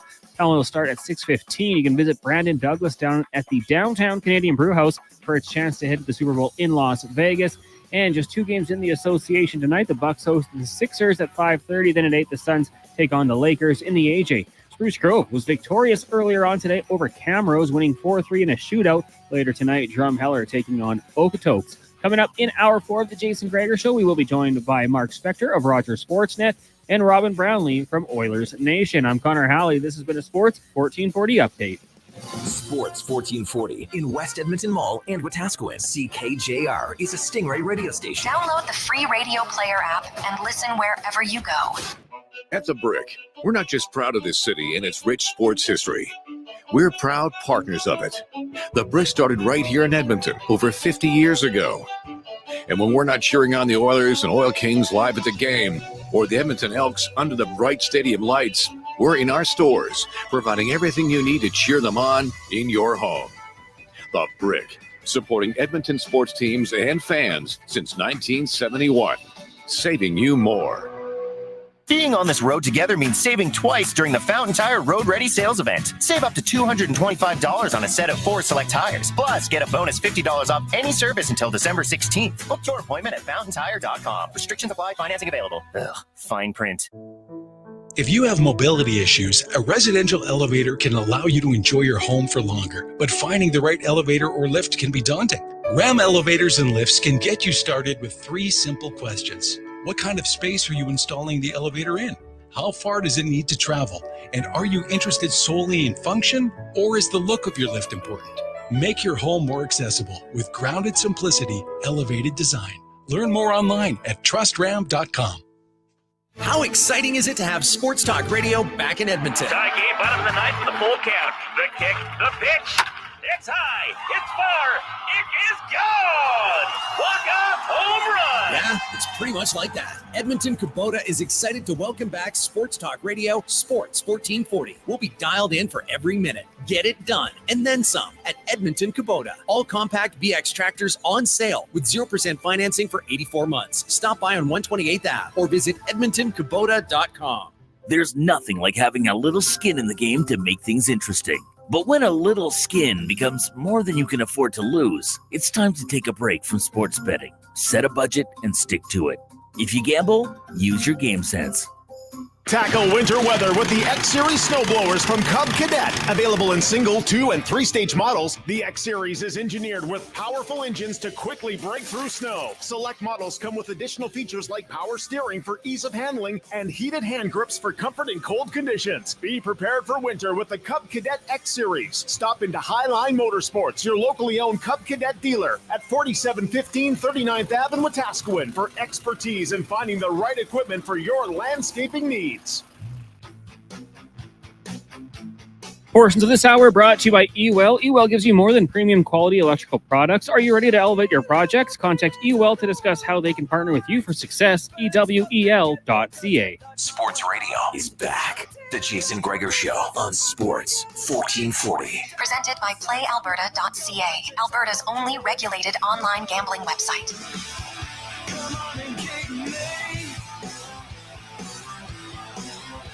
It is game day. Welcome back. Jason Gregor Show on Sports 1440, live in Oilers Nation. YouTube, live in the E-Well studio, E-W-E-L. We mentioned yesterday, maybe a little bit of a shock. Well, they can provide it for all your electrical needs. And trust me, you don't get any shocks at EWEL.c. A little shock to the lineup is Evan Bouchard switching. Philip Broberg's going to play with Ekholm tonight. Bouchard will move down with Kulak and Desharnais, obviously with 7 defensemen. The pairings are not even every shift, but look for Broberg to get a little bit more ice time on the right side. Now, before we get to spec, help your neighbor. It's a fantastic contest. If you don't know what it is, well, guess what? It's awesome because somebody is going to be able to gift friend, neighbor, coworker, sibling, anybody you know who needs a brand new high-efficiency furnace. There's lots of people out there probably thinking they need one, man. Especially this time of year, all of a sudden, like, geez, it's cold and furnaces. You know what? When you turn it up, it doesn't really kick in. It's like, oof, or it's on the fritz. Well, Legacy Heating. Here's how it works. You will go to, if you win, you can be either you'll be the nominator, as we call it, and you will nominate somebody. And then they will win the furnace. But in the meantime, you win something. If you qualify today, get the brand new limited edition Sports 1440 hat. Very few of those available. You also will then, if you win, get the Google Nest or Ecobee Smart thermostat, courtesy of Legacy Heating and Cooling. And you'll get a pair of seats, lower bowl, where the Oilers attack twice on a Friday night in December. Pretty sweet. Here's how it works. Very simple today. You are going to text in the word neighbor. Spell it correctly. Connor is going to be very specific on this. Neighbor and your name. If you don't have your name involved, you can't win. So you have to put neighbor and your name. We'll give you 5 minutes. Got a lot of time if you're listening online, if you're driving. Don't just get in an accident. Be safe. Text in 833-401-1440. Your name, code word is neighbor, and then we will pick a random person and you will qualify, and you could be helping your neighbor with a brand new high-efficiency furnace from our good friends at Legacy Heating and Cooling. It's like a pre-Christmas gift that keeps on giving for like the next 20 years. It'll be awesome. All right, there you go. Now, let's get to the spec report brought to you by GS Construction, and they're hiring. They're looking to give you an opportunity for a new career. Go to Indeed.com and look up GS Construction as Mark Spector joins us. A big night for the Oilers. They're trying to get a win and their 3-game losing streak. Lots of other Oiler news. Doug Waite, Charlie Heddy going into the Hall of Fame. And Spec, Zach Kassian announced his retirement today. And I think many Oiler fans will remember Zach Kassian. Remember when he scored the big goal? He's behind the bench. He's screaming at the fan screaming back at him. And man, for one, and then a few years later, Kassian, he had like that unbelievable calendar year from January 1st till December where he was top 20 in 5-on-5 scoring. He scored 28 goals. Like, he had some skill, a little bit of inconsistency at times, but man, when he was on his game, he was a unique player.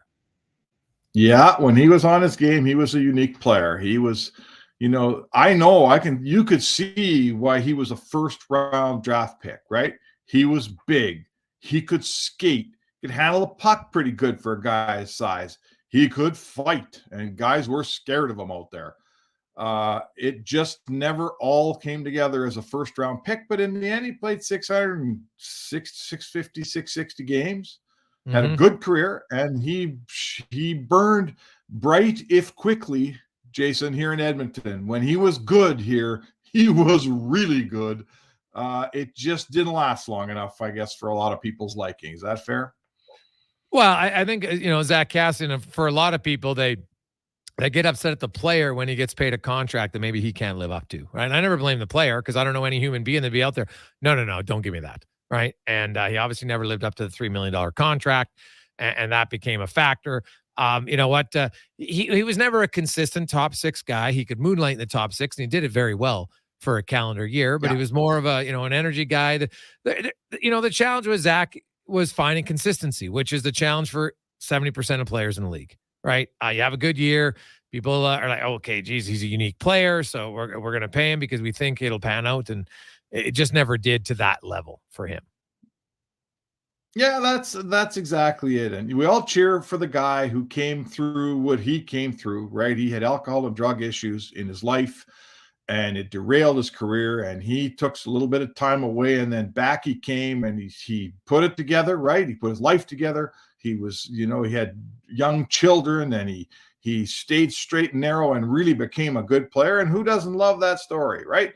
Jack was a fun guy to have on the team that you covered, because he was a fun guy to talk to. Sometimes he got sour with you, and that was always an adventure.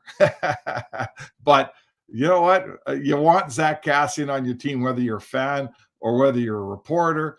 The consistency thing, yeah, he was, he didn't bring it. How would I say? For him his game was such an overt game, Jason, right? You could hear him playing. He banged and he fought. And he's, when he was going, he's banging in rebounds. When that wasn't there, a quiet Zach Kassian never looked real good from any sight line. And there was probably too many nights that we saw as a quiet Zach Kassian, and not much happened with a quiet Zach Kassian. Yeah, no, that's totally fair. And still had a pretty good career for himself. And you know what? Wish him all the best. And you know what? Anybody out there will tell you when you have some sort of addiction, it's something that you gotta battle for the rest of your life. It doesn't magically go away. So hopefully he keeps clean from there. The Edmonton Oilers, some changes. Spec talked about this yesterday in my show. I wrote about this morning at OilersNation.com. I felt that, hey, you know what? We talk about the players, and I don't give into the system, but hey, can coaches help? Damn right, coaches can help. And you put Kane on the third line for a game. He responded. He's been very good since. Reducing some minutes for Evan Bouchard could help the team. It could also help Bouchard. Because he's still going to get all your power play time, as he should. He's second leading scoring defenseman right now. He's second on the Oilers with 8 points. So I have no problem on that end of the ice. It's the other end of the ice. It's been a significant issue.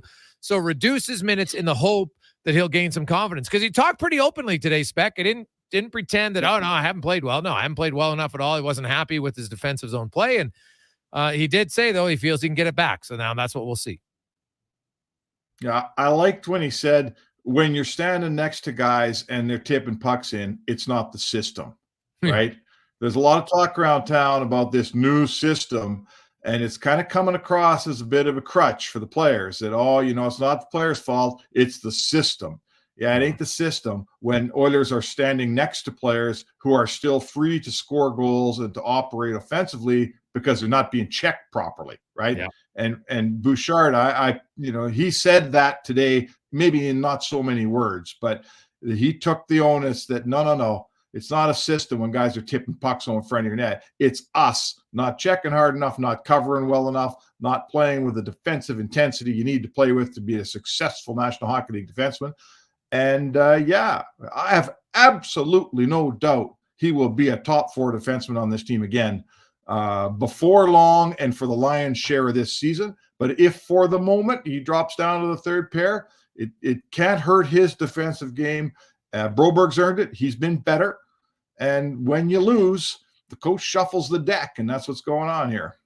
Yeah, and honestly, I think it might be a positive, to be completely honest. So, and because they're going against a team, Spec, that's been pretty good defensively. We had Dave Maloney on the show, and I know even the 2 games they gave up 4 or 5 goals. A few of them came in a short period of time, but for the most part, they have really locked it down.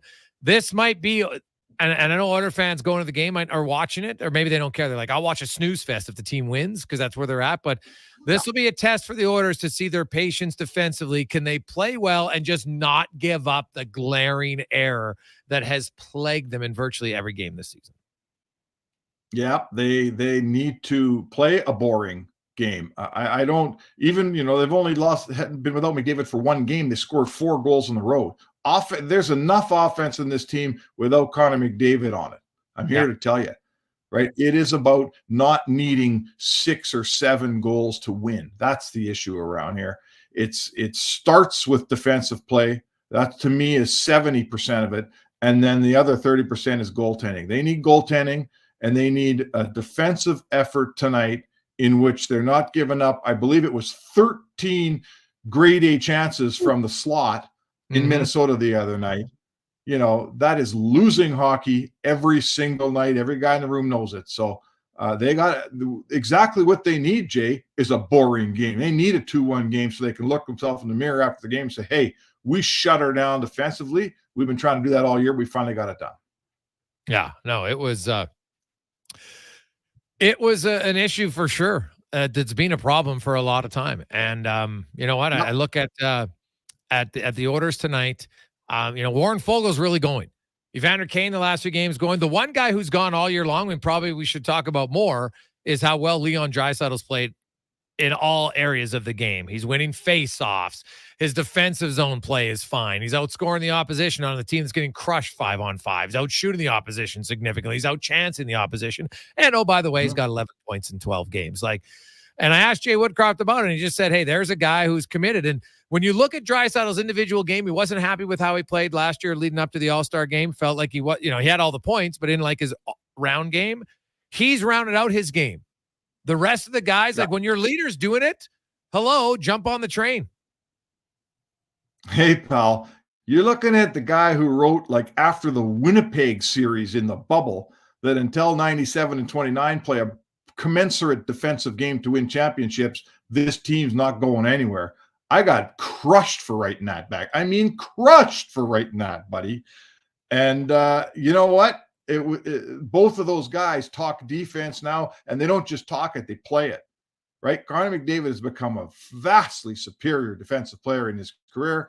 You just talked about Leon Draisaitl. He doesn't just talk the game, he leads the way defensively, and you're absolutely right. It's up to the rest of the team to follow. The best players now on this team, the best guys, are taking care of their own end and scoring over 100 points every year. So, yeah, I would say the guys better start following. Yeah, 100%. So we'll see how it goes. What's your expectations for Broberg? What do you think? I've kind of liked this game, albeit in limited minutes, but in the preseason, I thought he was more assertive. He's going to be a guy to watch tonight for me. I think we can't. If you're going to judge Broberg on, first of all, on points, on goals and assists, you're going to be disappointed. He's not going to be that. He may be that guy one day, but I don't think he's going to be that guy any day soon. Broberg's like a referee, Jay. You want to walk out of the rink and go, man, I barely noticed that guy, right? Why are we talking about Bouchard the last few days? Not because of all the points he's getting. He's the second leading scorer in the National Hockey League among defensemen. We're not talking about his offense. Why are we talking about Bouchard? We all know why we're talking about Bouchard, right? We're not talking about Broberg right now. No one's talking about Broberg because the puck's not in the net when he's on the ice. So that's how he's going to make his bones here. He's going to become a fluent skating, good defender whose feet put him in the right position to properly defend all the time. He's big enough to get in your way. I don't think he's ever going to be a real physical guy, Jay. I'm not sure that's his nature, but he's 6'3" and he skates like the wind. Those are the tools to be an everyday defenseman for a really long time. And it's up to the Oilers to groom that player. It's up to the Oilers to take that package, right, and turn him into the defenseman they think he can be. I think he might have more offensive upside, but man, if he could become Nicholas Jarmelson, they'd be doing cartwheels because he was a hell of a defense. Oh my God. Yeah, he had a pain threshold what do they say, Jason Smith? A pain threshold of a cadaver? Yeah, cadaver. I mean, Jarmelson was a special defensive player. He didn't get many points, but he was the Lee Fogel and he was the Jason Smith of those Chicago teams. Anyone in that dressing room, when you bring up Jarmelson to those guys, they say, wow, like his pain threshold, his shot blocking ability. If Broberg turns into Jarmelson, are you kidding me? Oh my goodness, they take it all day long. Yeah, maybe not the shot blocking, but just he was a really good, solid defender, right? Like he could defend. For sure. Yeah, and that's good player. That's what they need. Good player. player. Him and Johnny Aduya took a lot of tough minutes at times. You need a legit top four if you want to win. That's just a fact because, your best pair is only playing 27 minutes, right? You need guys, you need a legit top four. Obviously, it helps if you have three pairs, great, but you need a legit top four. No question. On a night when they're putting Charlie Huddy's name up in the ring here, he was kind of that guy for a championship team back then. Charlie Huddy wasn't scoring a ton of goals and wasn't all over the score sheet, but man, he was a big part of those teams. If Broberg turns into that style player for this team, they'll take it all day long. Quick memory of Waite and Huddy. Just Charlie Huddy was just Mr. Steady. Like we just described it. Every team has their Jarmelson. Every team has their Craig Ludwig. Every team has their Charlie Huddy. He was the guy that let everybody else flee the zone the way they did on that team, particularly number 7. And Dougie Waite was a great Oiler on teams that didn't have a chance of winning Stanley Cups, right? They were $40 million less than Colorado, Detroit, and Dallas. They had way less talent, way less budget, and every year they claw and scratch and do everything to win one round of the playoffs. It was like a Stanley Cup in this city, because if you beat Dallas one year, you knew you weren't beating Colorado the next round, and vice versa. So Dougie Waite was a very, very good Oiler and a hell of a guy. And Chuck Heidy still lives here in town. He's one of the old Oilers that's back, and very, very deserving choices. You guys in your committee, Jay, you guys did a good job on this one. Appreciate it, Spec. We'll see you at the rink. Looking forward to it. That is Mark Spector from Rogers Sportsnet. Spec Report brought to you by GS Construction. And Conman, we have our qualifier for Help Your Neighbor. Who is it? Today it is Daryl. Daryl, how you doing, my man? I'm doing well. How are you? Hey, I'm excellent. First of all, congratulations. You got the hat from Sports 1440. There, there's very few of them, so feel lucky. Hopefully we get another order in, but that's the first one. There's limited edition, so you get that. You go into the draw to win a pretty cool prize for yourself, some tickets, and that could be SmartNets, but most importantly, you'll be in the draw, and if you win, you are going to gift a brand new high-efficiency furnace to someone. Now, they can't live with you. They have to own their own home and reside within 100 kilometers of Edmonton. Those are the only rules. Do you have somebody that you know off the top of your head? You don't have to right now, but you'll have a few weeks now to do a little sleuthing to find somebody who needs a furnace. No, if I don't find a better candidate, I know that my parents are still in my childhood home, and that house is older than me, and they have a pretty old furnace. Oh, well, there you go. All right. Yeah, the old houses, they can always use it. That one's probably not the most efficient either, I'm guessing. So I wouldn't think so. No. Awesome. Well, stay on the line. Connor will get all your information. All right, thanks. Well, there you go. It's true, man. The new furnaces today, especially at Legacy Heating, man, they got all the bells and whistles. Are unbelievable. Love it. Quiet. Right? Save a lot of energy. Of course, everybody knows now your bills are going through the roof. So a high efficiency furnace, not only is it going to be great to heat your home, it's going to save you a lot of cash too, which is awesome. We'll come back. Ruben Bronte will join us. Then we will hear from Leon Draisaitl. What does he think about his season? He's had a really good start to the year. I know there's lots of negativity around the team, but that doesn't mean you can't focus on the few guys who are playing very well. Draisaitl is one of them. Talk to him and more on the Gregor Show, presented by PlayAlberta.ca, live on Sports 1440. I got into reffing for the excitement. He's going for the chair. Turns out wrestling is completely scripted. But you know what's exciting and unscripted? PlayAlberta.ca. With an all-new sports book, odds boosts, and betting on any game. PlayAlberta.ca. Go all in on excitement. Sign up today with promo code SPORTS50 and get a $50 free bet. Official gaming partner of the Edmonton Oilers. Remember, if you gamble, use your game sense. Hey everyone, it's Kelly here from United Sport and Cycle. United's annual Hockey Days sale is on now. Save up to 20% off on skates, 25% off on equipment, and 35% off on all Pro Stock sticks. United Sport and Cycle, your home of hockey for over 95 years.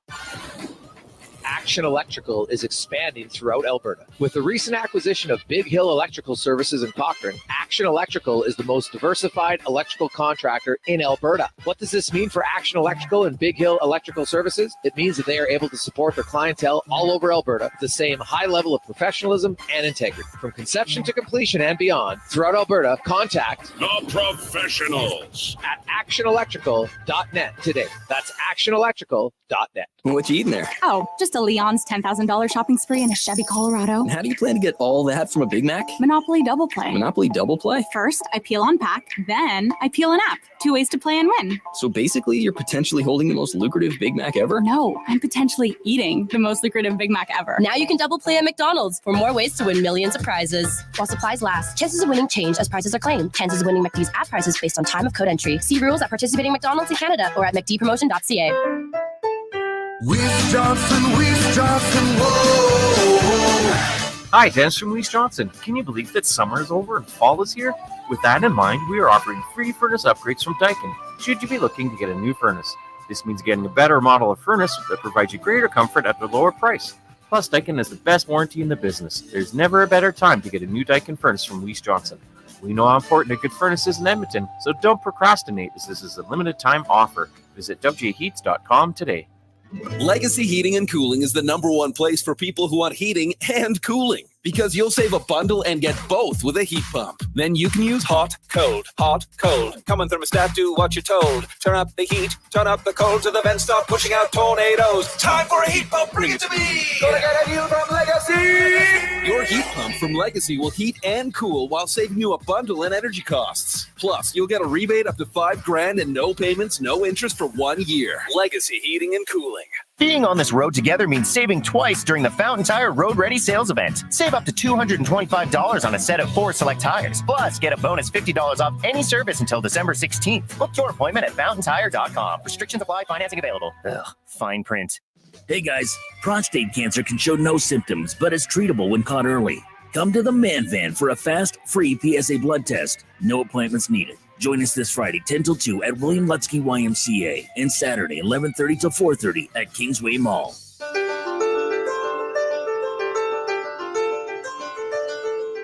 Portions of this hour brought to you by Papa John's. Try their new one-topping garlic or spicy garlic epic stuffed crust for $21.99 for a limited time only at papajohns.ca. Sports Radio is back. The Jason Gregor Show on Sports 1440. Presented by PlayAlberta.ca, Alberta's only regulated online gambling website.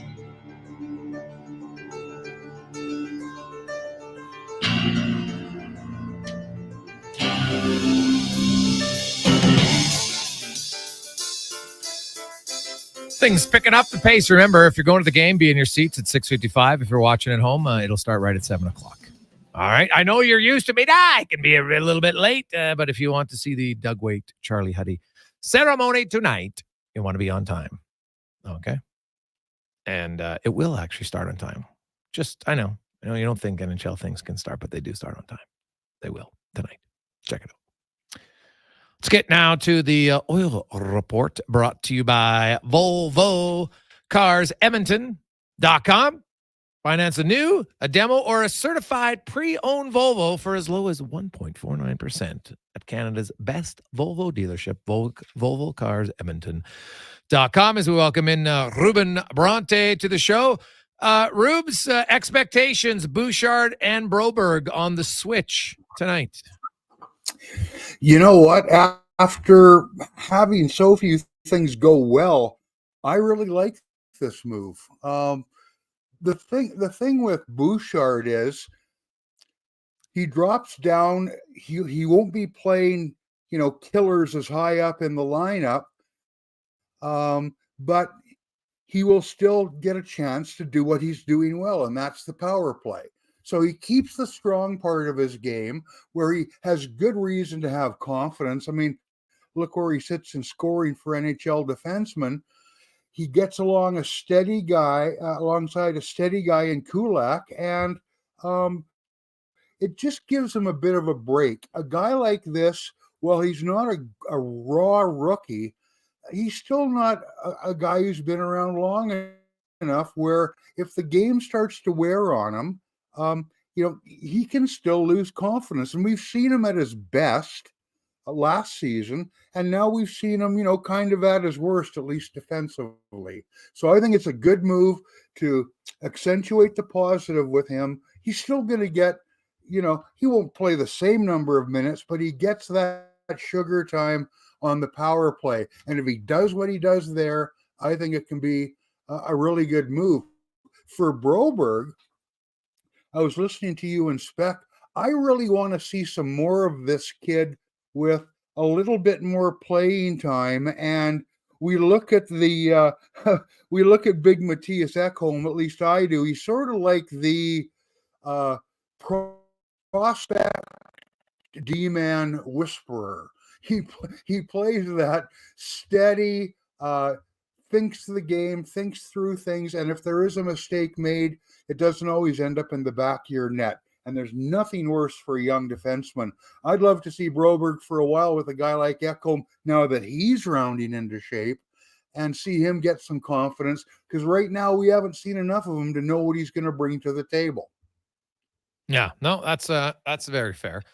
Jason Gregor with Robin Brownlee here on Sports 1440. They're taking on the Rangers team. We had Dave Maloney on earlier, and he's talking about how, you know what, they've been really sound defensively. He's talked about how last year they were a team that, you know, kind of sounds similar to the Edmonton Oilers, that you know, they would be fancy free a little bit too often, and it would crush them. And when I look at the Rangers tonight, like, I'm very curious how the game starts. And the longer it goes as a tight game, I'm like, can Edmonton stay within themselves and not beat themselves? Because if we go through them, man, like, look at a lot of their games they're losing where they're the responsibility. They give up a really easy goal, or they make a terrible play and it leads directly to a goal. And I still think, just like, you know, it sounds like a broken record because it's the same thing. We saw this loss last year. We saw it in the series against Vegas. People are like, well, it was a system against Vegas. No, it wasn't. Go look at the goals in games 5 and 6 in the second period. Go look at them. They're not about system. They're about bad plays by the Edmonton Oilers, not so much great plays by Vegas.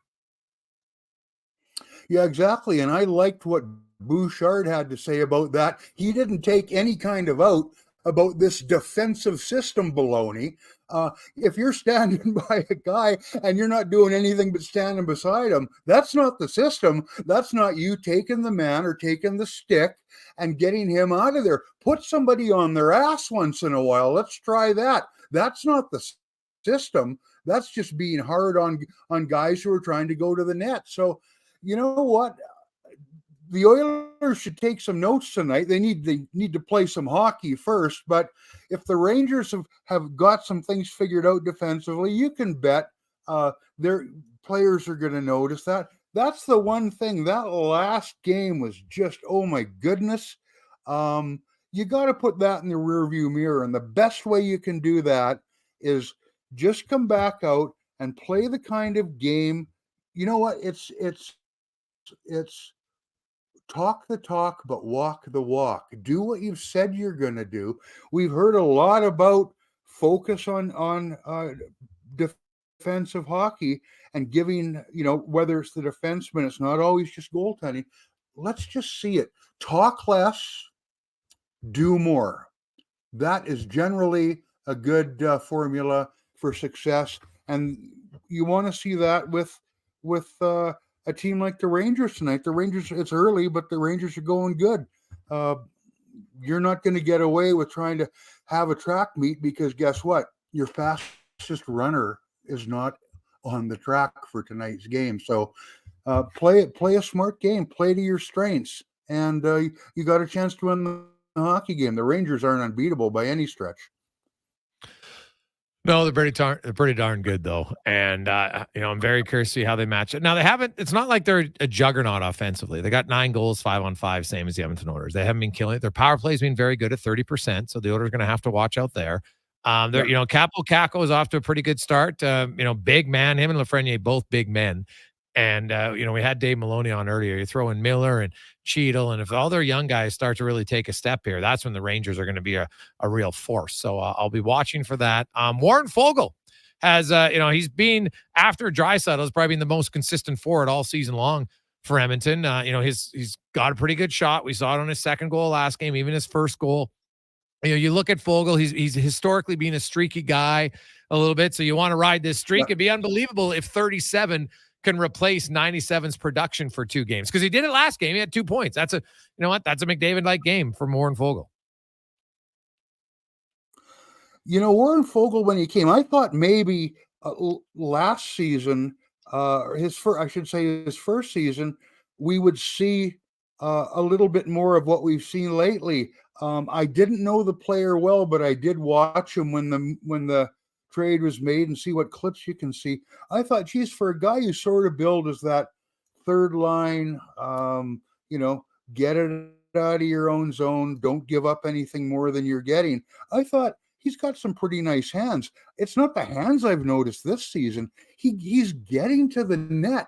He moves well. I think he's an underrated skater. He gets there, and when he gets there, he's having the confidence now to not just get there, but to know what to do with the puck when he arrives. And that's the big thing. We've seen a lot of guys who can get a step on a guy, but the hands aren't there, or the hands are there, but they don't have that step to get to the net. Right now, he looks like a guy who's a real nice mix of both. He's not a 30-goal guy, but Warren Foegele is a 22, 23, 24-goal guy. Anything that starts with a 2 is good for the Oilers when you're talking Warren Foegele. Oh, yeah, 100%. Stuart Skinner, I thought against Winnipeg, he was solid, excluding the shorthanded goal, which had nothing to do with the save in the net. It just had to do with decision-making outside of the net. And you know what? He's going to have to be very good tonight. What do you make of Skinner? Do you think he's ready to kind of get back to the level he was last year in the regular season?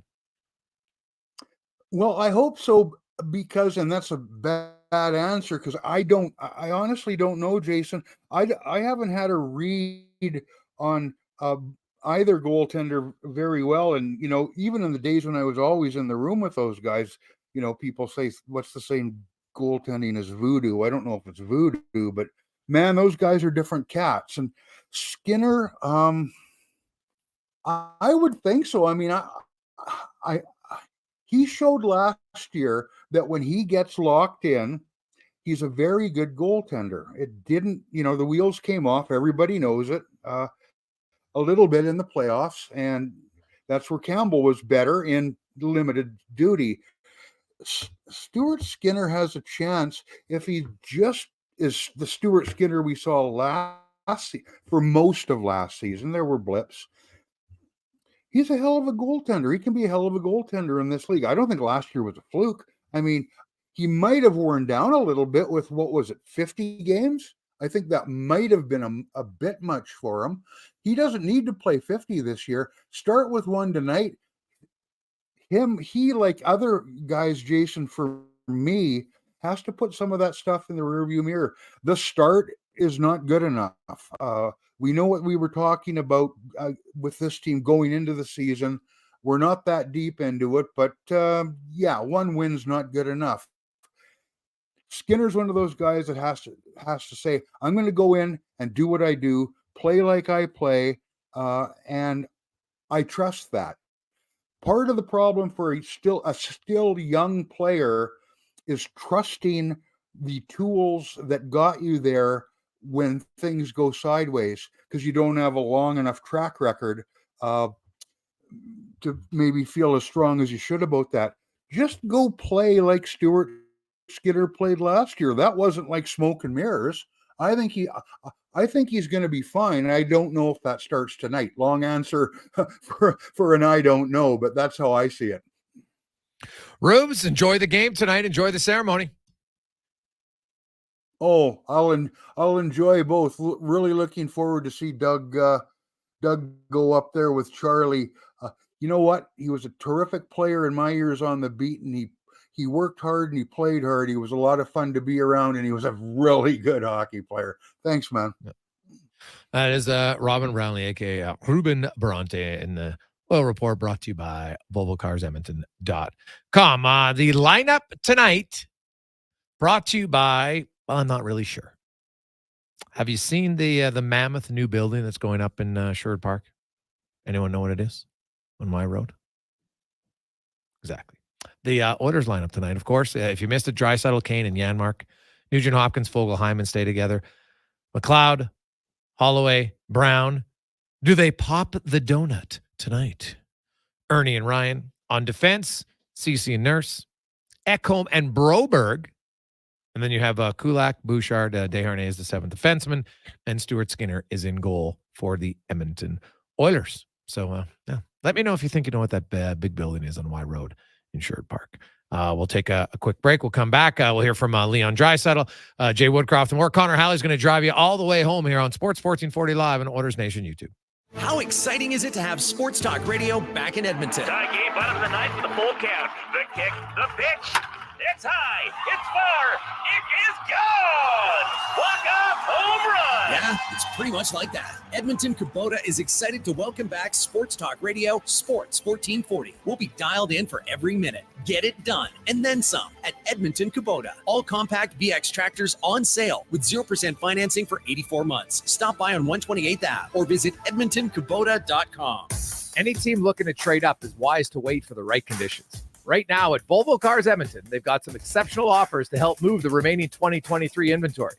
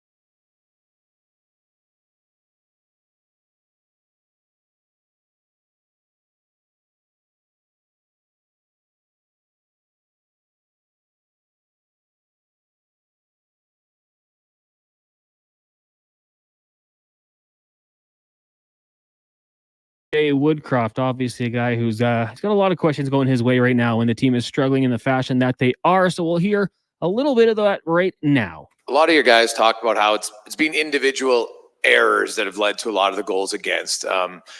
One guy, though, who mentioned last year, didn't like how his game was, even though he's second in league scoring. Leon Draisaitl, all the numbers, offensively, defensively, he's been very good this year for you, despite the team struggles. But what have you seen from Draisaitl away from the puck defensively that you've liked that hopefully maybe could rub off some other guys? Commitment, somebody who's at the stage in his career where he wants to win, where he doesn't want things to be a work in progress.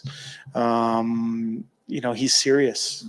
He's serious about maximizing his personal potential, and he's serious about the team maximizing its potential. He's had a lot of good moments both ways through the first 6 games of the year. But I can tell you this, I know what drives Leon, and that's team success. He's not just like the rest of us. He's not just basing the year on his personal achievements. He is a true leader. I've seen some leadership things over the last week or so with him that quite impressive, and he's determined to get the team rolling in the direction it needs to roll. And earlier you talked about normally if a player's struggling, go back to your base is what's good. Yeah. It's kind of odd because right now, Bouchard's offensive game is excellent. He's second leading scoring defenseman in the league. He's got 8 points. Some of his errors have actually come on puck handling in the D zone, which you would seem normally if you're handling the puck great offensively, it's just going to translate all over. How do you get a guy to challenge that when it seems so odd that the one forte of his game is really good at one end and then he's just, the puck's bouncing off his stick in the D zone? Well, I think what you do is you talk about that exactly what you just said. And my initial answer, I think to Ryan, it was, it's about going back to a defensive foundation. And, we never want to take away somebody's gifts or strengths, which for Bouchie he's one of the top power play quarterbacks in the National Hockey League on a really good power play. On a power play that has had some good quarterbacks over the years, going back to Clefbaum, then Nurse took it over for a little while, then obviously Barry came in, and now it's Bouch's turn on that power play. For me, it's important for individuals to judge their game on their whole game.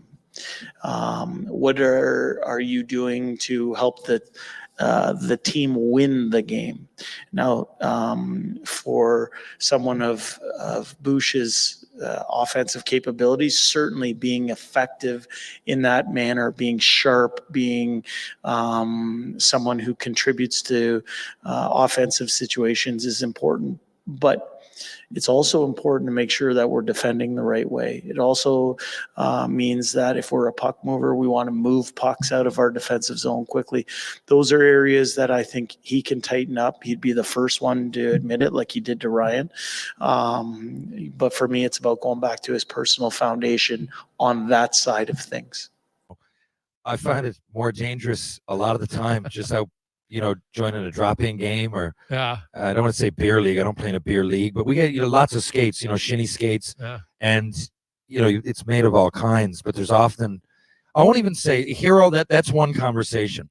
But people often carry their sticks up, right, whether they mean it or not. And then you got the odd guy flying around. I find there's more reason to keep my head on a swivel as far as safety goes in those kind of games. But I mean, it's hockey, it's basketball, it's baseball. Every sport, I would think, anything with competition.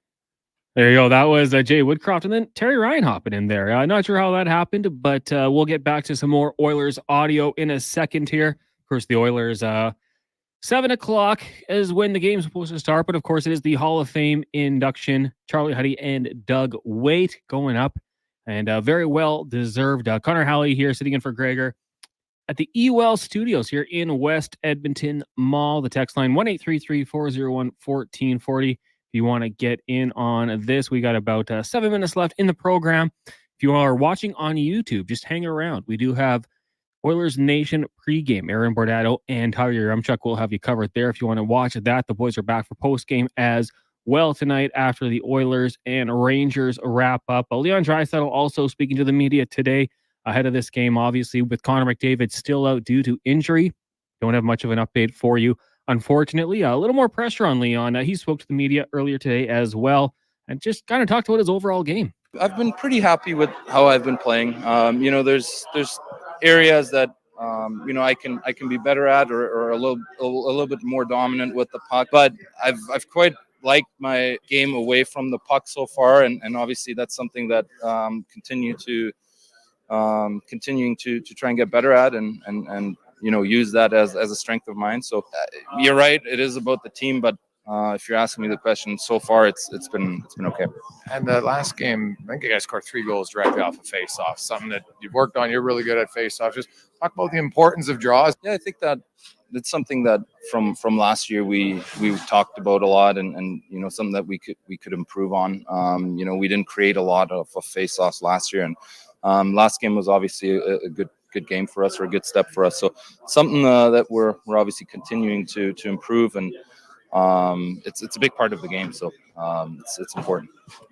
There you go, Leon Draisaitl in conversation with Gregor earlier on today before he got ready for the action tonight. Oilers and Rangers. Connor Halley here. We're going to keep the Oilers audio going as Philip Broberg, a guy who's, it kind of goes both ways for Evan Bouchard, a little bit of a demotion, but that opens up opportunity for a young defenseman like Philip Broberg, who is going to get a boost tonight as he gets into the game. He's going to be counted on heavily for sure. See what he's got. And he spoke to the media as well. Started off talking just how he's going to be assertive as he asserts himself into the lineup. Yeah, I think so. I think I've been more assertive, like you said. And, I want to keep on building on that as well. And, when you have a person like Ekholm, he's such a good guy, and he helps me a lot, outside of the ice and in the locker room. I can talk to him about everything, and obviously I want to learn from him as well. You can probably play more minutes tonight. Every player around the league wants to play more minutes. Do you find, is it easier, because in the preseason you were playing 20 minutes a night, yeah, right? Is it easier to play better when you play more minutes? Yeah, obviously when you play a lot more, it's you get into the rhythm, you feel good about yourself, and it's like every game, you might not feel at your best in your first shift, but after a few shifts in a row you start feeling good, and obviously I think when you come into rhythm, you start to feel good. You're one of the few guys who can play his offside just as well as his natural side. What's it about playing the right side that you like? Well, obviously you have a 1T on the offensive side as well, but I think when you retrieve pucks, also you're on your forehand side as well, and I think you can make better plays for your forehand as well. But it's obviously a big difference playing from the left side to the right side, but you gotta think the game a little bit differently with angles and everything. But I think I played a lot of right side when I grew up, and I think that's where it come from. There you go, Philip Broberg talking about getting a few more minutes potentially tonight as Evan Bouchard dropping down in the lineup. Obviously, Bouchard will be there for the power play, but for Philip Broberg, as Jason Gregor put out there earlier today, he was skating with Matthias Ekholm at practice. Bouchard down to Kulak. As for the forwards, same lines: Kane, Draisaitl, Janmark, Fogle, Nuge, Hyman, Dylan Holloway, McLeod, Brown on the third, and Ernie and Ryan 11 and 7. Stuart Skinner gets the start tonight for the Oilers. And for Philip Broberg, obviously opportunity. He's played this year not as much as I'm sure he would have hoped. Started off the year, had 16 minutes, and then since then it's kind of declined. In the game against the Minnesota Wild on Tuesday, he played 9-16, 15 shifts, had a shot, and now he's certainly going to get the opportunity as the Oilers take on the Rangers. Once again, Connor Halley coming to you from the eWell studio. That's just about going to do it for us here on the program. A reminder, if you are looking for some pregame coverage, you can tune into the Oilers Nation YouTube channel. Tyler Yaremchuk, Aaron Bordato, Gavin Turnick will have your coverage there. They'll be back for postgame as well. Big thank you to all of our guests today on the show. Minnesota Wild and teammate of Doug Waite, Bill Guerin was on. Larry Fitzgerald Sr. We had Colin Livingston, Dave Maloney, Speck, Brownlee. If you missed anything, check out the podcast, Apple, Spotify, wherever you get your podcast from. We will have them there for you. And, of course, we will be back tomorrow, 2 o'clock. We'll have Wanye Gretz from Oilers Nation in to co-host Button, Low Tide, the usuals here on the Jason Gregor Show. Right now, we'll get to one final update brought to you by BIE Engineering, your structural engineering specialist. Whether you're in the process of a renovation or building your dream home, BIE can help you out. Go to BIEENG.com. Thank you guys so much for tuning in. A reminder for those going down to the game tonight, get there by 6:55. It's all going to get going at 7 o'clock. Enjoy the game, everyone. We'll talk to you tomorrow.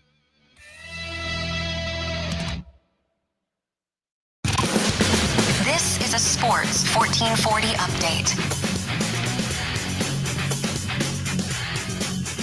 The Oil in action tonight, taking on the New York Rangers as Charlie Huddy and Doug Waite get inducted into the team's Hall of Fame. This one gets going after 7 o'clock. The ceremony's going to get going at 7. Puck drop immediately following. Elsewhere around the NHL tonight, the Ducks up on the Bruins 1-0 after 20. Blue Jackets have a 2-0 lead over the Canadiens.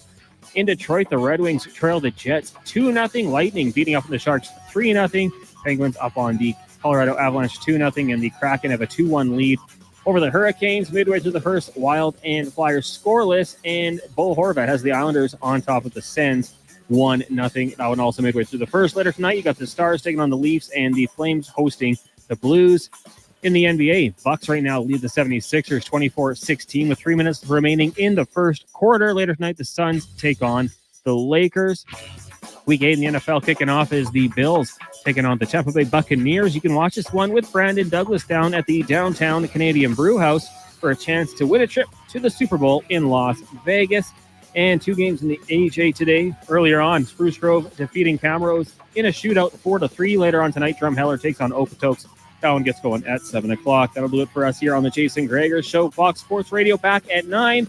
And then Brandon Douglas and Kevin Carius tomorrow morning, 7 a.m. with guest host Eddie Steele. I'm Connor Halley. This has been a Sports 1440 update. This is Sports 1440, a Stingray